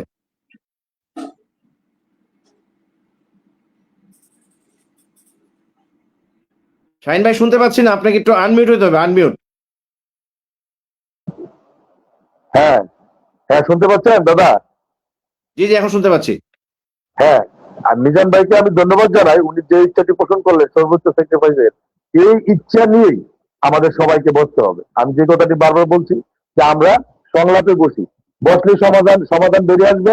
নবীনগরে অনেক জ্ঞানী গুণী লোকজন আছে, এবং এই বিষয়ে আমরা আমাদের অভিভাবক মানদণ্ডে নবনির্বাচিত সাংসদ 7 জন ব্যক্তি ওনার সহযোগিতা নিয়ে আমরা যে সময়টি আপনি বললেন খুব সুন্দর একটি সময় যে আমরা আগামী ঈদুল আজহাকে সামনে রেখে আমরা সবাই একসাথে হয়ে একটা প্ল্যাটফর্মে যে আমরা নবীনগর কল্যাণ সমিতির ব্যানারে একটি প্রোগ্রাম করব, যেখানে নবীনগরের সাংসদ সহ আমাদের গণ্যমান্য ব্যক্তিবর্গ সবাই আমরা একটা প্ল্যাটফর্মে উপস্থিত হব। সেই আশাবাদ রেখে সবাইকে ধন্যবাদ জানিয়ে আমি বিদায় নিচ্ছি। আসসালামু আলাইকুম। অনেক ধন্যবাদ। আমাদের শেষ বক্তা হচ্ছেন আমাদের জাকারিয়া সরকার তসলিম, অ্যাডভোকেট, যিনি সুপ্রিম কোর্টের আপিল বিভাগে এখন কাজ করছেন এবং সুপ্রিম কোর্টের সাবেক সহকারী অ্যাটর্নি জেনারেল হিসেবে দায়িত্ব পালন করেছেন। আমাদের অত্যন্ত প্রিয়ভাজন। আমার মনে হয় জাকারিয়া ভাই, আপনি যদি একটি চমৎকার কনক্লুশনের মধ্য দিয়ে দুপক্ষের মধ্যস্থতাকারী হিসেবে আপনি এই যে প্রস্তাবনাগুলি এখন এসছে যে আগামী ঈদুল আজহার মধ্যে আমরা একটি চমৎকার গেট টুগেদারের মধ্য দিয়ে, ঈদ পুনর্মিলনীর মধ্য দিয়ে নবীনগর কল্যাণ সমিতিকে সত্যিকারের কল্যাণ সমিতি যে প্যাটার্ন, সেটাকে আমরা আর কোনো এখানে বিভক্তি রাখতে চাই না, গ্রুপিং রাখতে চাই না। আমরা সকলে মিলে নবীনগরকে এগিয়ে নিতে চাই এবং যেটা আমাদের নতুন একজন মাননীয় সাংসদও এখানে যুক্ত হয়েছেন, তার সম্পৃক্ত করে এই বিষয়ে যদি আপনি নতুন করে কিছু বলতে চান। অ্যাডভোকেট জাকারিয়া সরকার। ধন্যবাদ অপু সহ সকল বক্তাবৃন্দ এবং যারা দেশ বিদেশ থেকে দেখছেন। আমরা ইনশাল্লাহ আশান্বিত যে আগামী যে মিটিংটা আমাদের হবে, এটা আমরা কোনো বৃহৎ আকারে ইফতার পার্টি করে আমরা এক্সিকিউটিভ কমিটি সিদ্ধান্ত নিব আমরা নবীনগরকে কিভাবে আমরা আলোকিত করতে চাই। আমরা নবীনগরের সকলকে নিয়ে একত্রিত বসতে চাই। আপনি জানেন দীর্ঘ 40 বছর পর আমার সম্পাদনায় নবীনগরের এই নবীনগর সমিতি একটি ম্যাগাজিন সুবিনির বের করেছি। এটার মধ্যে নবীনগরের সকল গুণীজনদের তালিকা, নবীনগরের সকল প্রতিষ্ঠানের তালিকা সহ সকল উপদেষ্টাবৃন্দের তালিকা দিয়ে প্রকাশ করেছি। ইনুস ভাইয়ের কাছে আমাদের একটি আশা ছিল, ইনুস ভাই গত মিটিং আমি যে আমাকে বাদ দিয়ে উনি জানতেন না। আজকের বক্তৃতাটায় উনি কিন্তু এই অনুষ্ঠানটা সম্পর্কে উনি এই কার্ড নিয়ে যে আমরা একত্রিত বসতে চাই এই দাওয়াতটা উনি প্লিজ, আমি মনে করি যে উনি আমাকে ভালোভাবেই চিনেন, কিন্তু তারপরে উনি কি আমাকে দাওয়াত দিতে পেরেছে? আওয়াল ভাই অত্যন্ত সজ্জন মানুষ, উনি কিন্তু বলেছে যে আমি তাদেরকে দেখে এসেছি, আমি 37 বছর যাবত এই সমিতির সাথে জড়িত। যাই সেই হিসাবে আমি প্রতিটা ব্যক্তিকে চিনি, সেই আওয়াল সাহেব থেকে শুরু করে সিদ্দিকুর রহমান সাহেব থেকে শুরু করে আমাদের শফিক সাহেব চেয়ারম্যান, প্রত্যেকের সাথে আমি কাজ করেছি। তো সেই হিসাবে মাহবুব রহমান স্যার আদর করতেন, জিকুর ভাই আদর করতেন।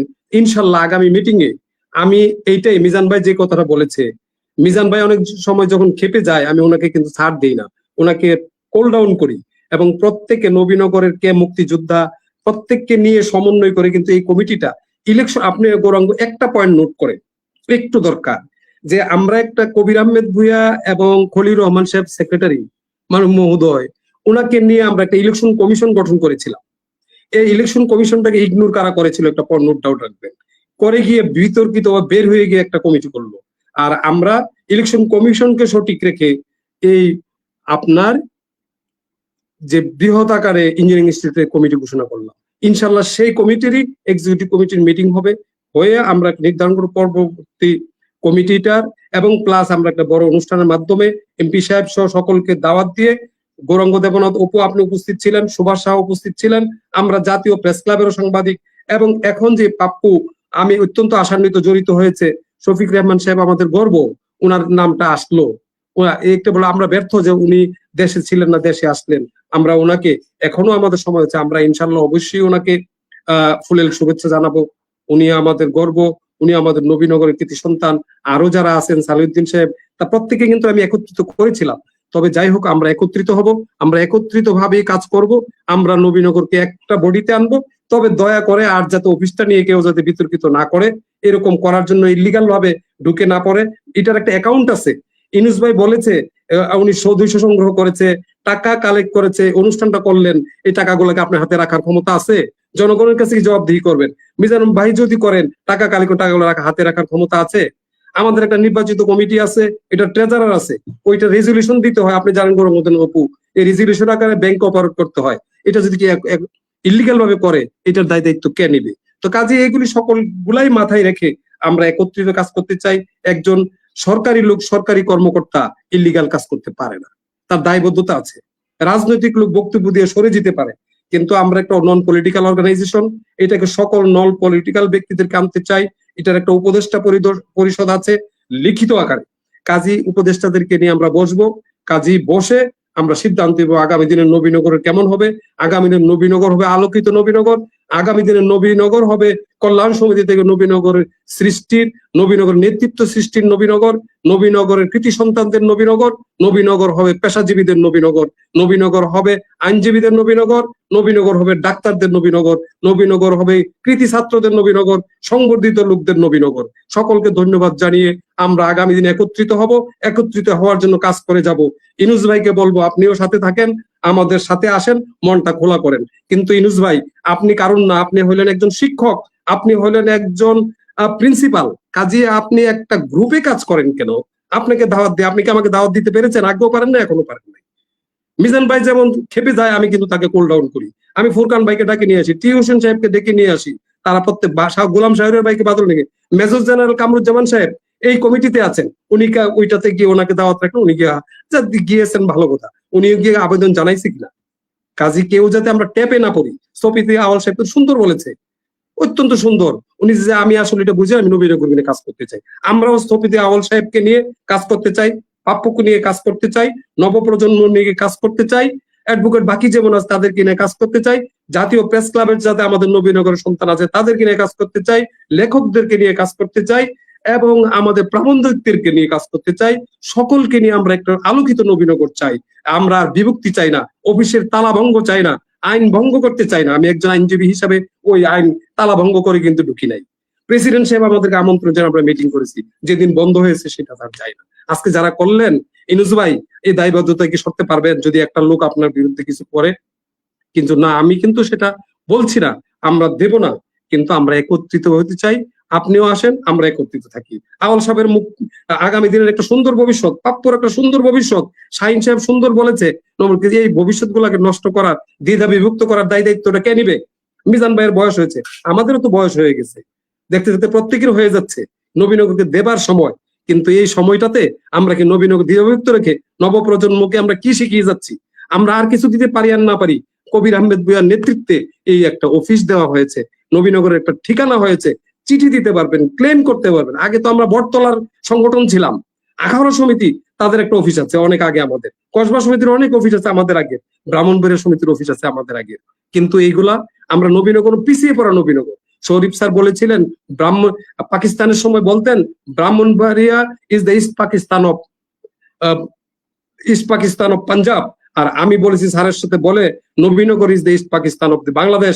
তখনকার সময়ে শিক্ষার নগরী নবীনগর, সংস্কৃতির নবীনগর, আলাউদ্দিন খান নবীনগর, এই নবীনগরকে আকবর আলী খানের নবীনগর, সিদ্দিকুর রহমানের নবীনগর, এত কিছু করেন আমাদের বিচারপতি আমিরুল ইসলাম সাহেবের নবীনগর। এই ক্রনোলজিক্যালি আমি সুন্দর করে ম্যাগাজিনের নামগুলা সাজিয়ে দিয়েছিলাম। এগুলাকে একটা ব্যক্তি বিতর্কিত, একটা ব্যক্তি, এই ব্যক্তিটাকে ফাইন্ড আউট করলে সংগঠন নবীনগর ঠিক হয়ে যাবে, আর কোনো লাগবে না। আমি নাম বলতে চাই না। উনি মুক্তিযোদ্ধাদেরকে পছন্দ করেন না, উনি মুক্তিযোদ্ধা দেখলে খেপে যান, একাই উনি থাকবেন, আরেকজন টানি নিয়ে আসে ধরেন। এগুলা কেন? আপনি আর কত চান? আপনি তো 40 বছর খালি সমিতিটার ভিতরেই আছেন।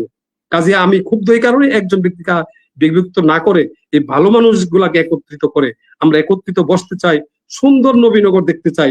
এখানে সাংবাদিক রাখতে চাই, এখানে কবি রাখতে চাই, এখানে লেখক রাখতে চাই, এখানে শিক্ষক থাকবে, আইনজীবী থাকবে, ডাক্তার থাকবে, এখানে বিচারপতি থাকবে, সকলকে নিয়ে যে থাকা যায় এরকম একটি সংবিধান তৈরি হয়েছে।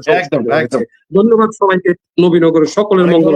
অনেক ধন্যবাদ অ্যাডভোকেট জাকারিয়া সরকার তসলিম, অনেক ধন্যবাদ। আমরা আজকে অসাধারণ একটি আলোচনার মধ্য দিয়ে দ্বিধাবিভক্ত নবীনগর কল্যাণ সমিতির যে একটি একীভূত আদৌ হবে কিনা, যে প্রশ্নটি আমি রেখেছিলাম আজকের বিষয়বস্তুতে, হবে না বলছিলাম যে আদৌ কি হবে না, কিন্তু আজকে কিন্তু 1.5 ঘন্টার আলোচনার পর আমরা কিন্তু আজকে অত্যন্ত আনন্দ চিত্তে ঘোষণা করতে চাই যে আজকে দুই গ্রুপের যারা শীর্ষ নেতারা এখানে উপস্থিত ছিলেন, নিউট্রাল ব্যক্তি হিসেবে যারা ছিলেন, তারা সকলে মিলে কিন্তু একটি জায়গায় অন্তত এসছেন যে স্যাক্রিফাইস শব্দটি ব্যবহার করে আগামী ঈদুল আজহার মধ্যেই নবীনগর কল্যাণ সমিতির যে দুটি অংশ রয়েছে তারা একীভূত হবে এবং তারা একটি ঈদ পুনর্মিলনীর মাধ্যমে আমাদের যে নবনির্বাচিত জাতীয় সংসদ সদস্য শ্রদ্ধেয় অ্যাডভোকেট আব্দুল মান্নান ভাই, তার যে আগামী 5 বছরের পরিকল্পনা, আমি যে কথাটি শুরুতেই বলেছিলাম যে সরকারের যেরকম একটি একনেক কমিটি থাকে, সর্বোচ্চ প্রভাবশালী যে কমিটিটি যার নানান প্রস্তাবনা এক্সিকিউট হয়ে কিন্তু বাংলাদেশে কোথায়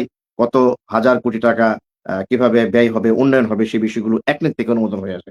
আমার কাছে কেন যদি মনে হয় ঢাকাস্থ নবীনগর কল্যাণ সমিতি সেরকম একটি নবীনগরের একনেক কমিটি, যেখানে এখানে যিনি এমপি হবেন ওই একনেক কমিটি নবীনগর কল্যাণ সমিতি এমপির পেছনে দৌড়াইতে হবে না, যিনি এমপি হবেন তিনি এই কল্যাণ সমিতির পেছনে দৌড়াবেন, কারণ নবীনগরের ক্রিম মানুষগুলো সেই কল্যাণ সমিতির সঙ্গে যুক্ত, যারা নানান পেশায় এত বেশি মেধাবী, এখানেও যারা আছেন তারা প্রত্যেকে স্বস্বক্ষেত্রে মেধাবী অত্যন্ত গুণী মানুষ।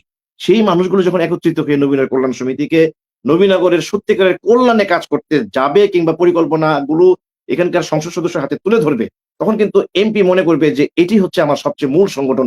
যদি আমি ভোটে নির্বাচিত হই নবীনগরের 8.5 লক্ষ মানুষের এই কনস্টিটিউয়েন্সি অর্থাৎ এই নির্বাচনী এলাকা, কিন্তু আমার মূল যেই পরামর্শদাতা কিংবা আমাকে যারা প্ল্যান দিবে সেটি হচ্ছে ঢাকাস্থ নবীনগর কল্যাণ সমিতি। তারা এতটা মেধাবী, তারা এতটা প্রভাবশালী, তারা এতটা ধনকুবের, অর্থ বিত্ত বৈভবে সব দিক থেকে নবীনগর কল্যাণ সমিতি আগামী ঈদুল আজহাকে কেন্দ্র করে আপনারা সকলে মিলে একটি নতুন কল্যাণ সমিতি নামকরণ যেটি আছে সেটিই থাকবে, শুধু আপনারা একটি প্ল্যাটফর্মে আসবেন। এরকম একটি প্রত্যাশা থেকে আজকে অনুষ্ঠানটি শেষ করতে চাই। আপনারা যারা যুক্ত হয়েছেন নবীনগরের কথায় 1.5 ঘন্টা বেশি সময় দিয়েছেন, আপনাদের প্রত্যেককে সশ্রদ্ধ সেলুট জানিয়ে আগামী দিনে আগামী ঈদুল আজহায় আপনাদের সবাইকে আরেকবার আমন্ত্রণ জানিয়ে নবীনগর কল্যাণ সমিতি সত্যিকার ভাবে নবীনগরের কল্যাণে কাজ করবে এই প্রত্যাশা আজকে অনুষ্ঠান শেষ করতে চাই। ভালো থাকবেন, সুস্থ থাকবেন এবং অবশ্যই নিরাপদে থাকবেন। শুভরাত্রি।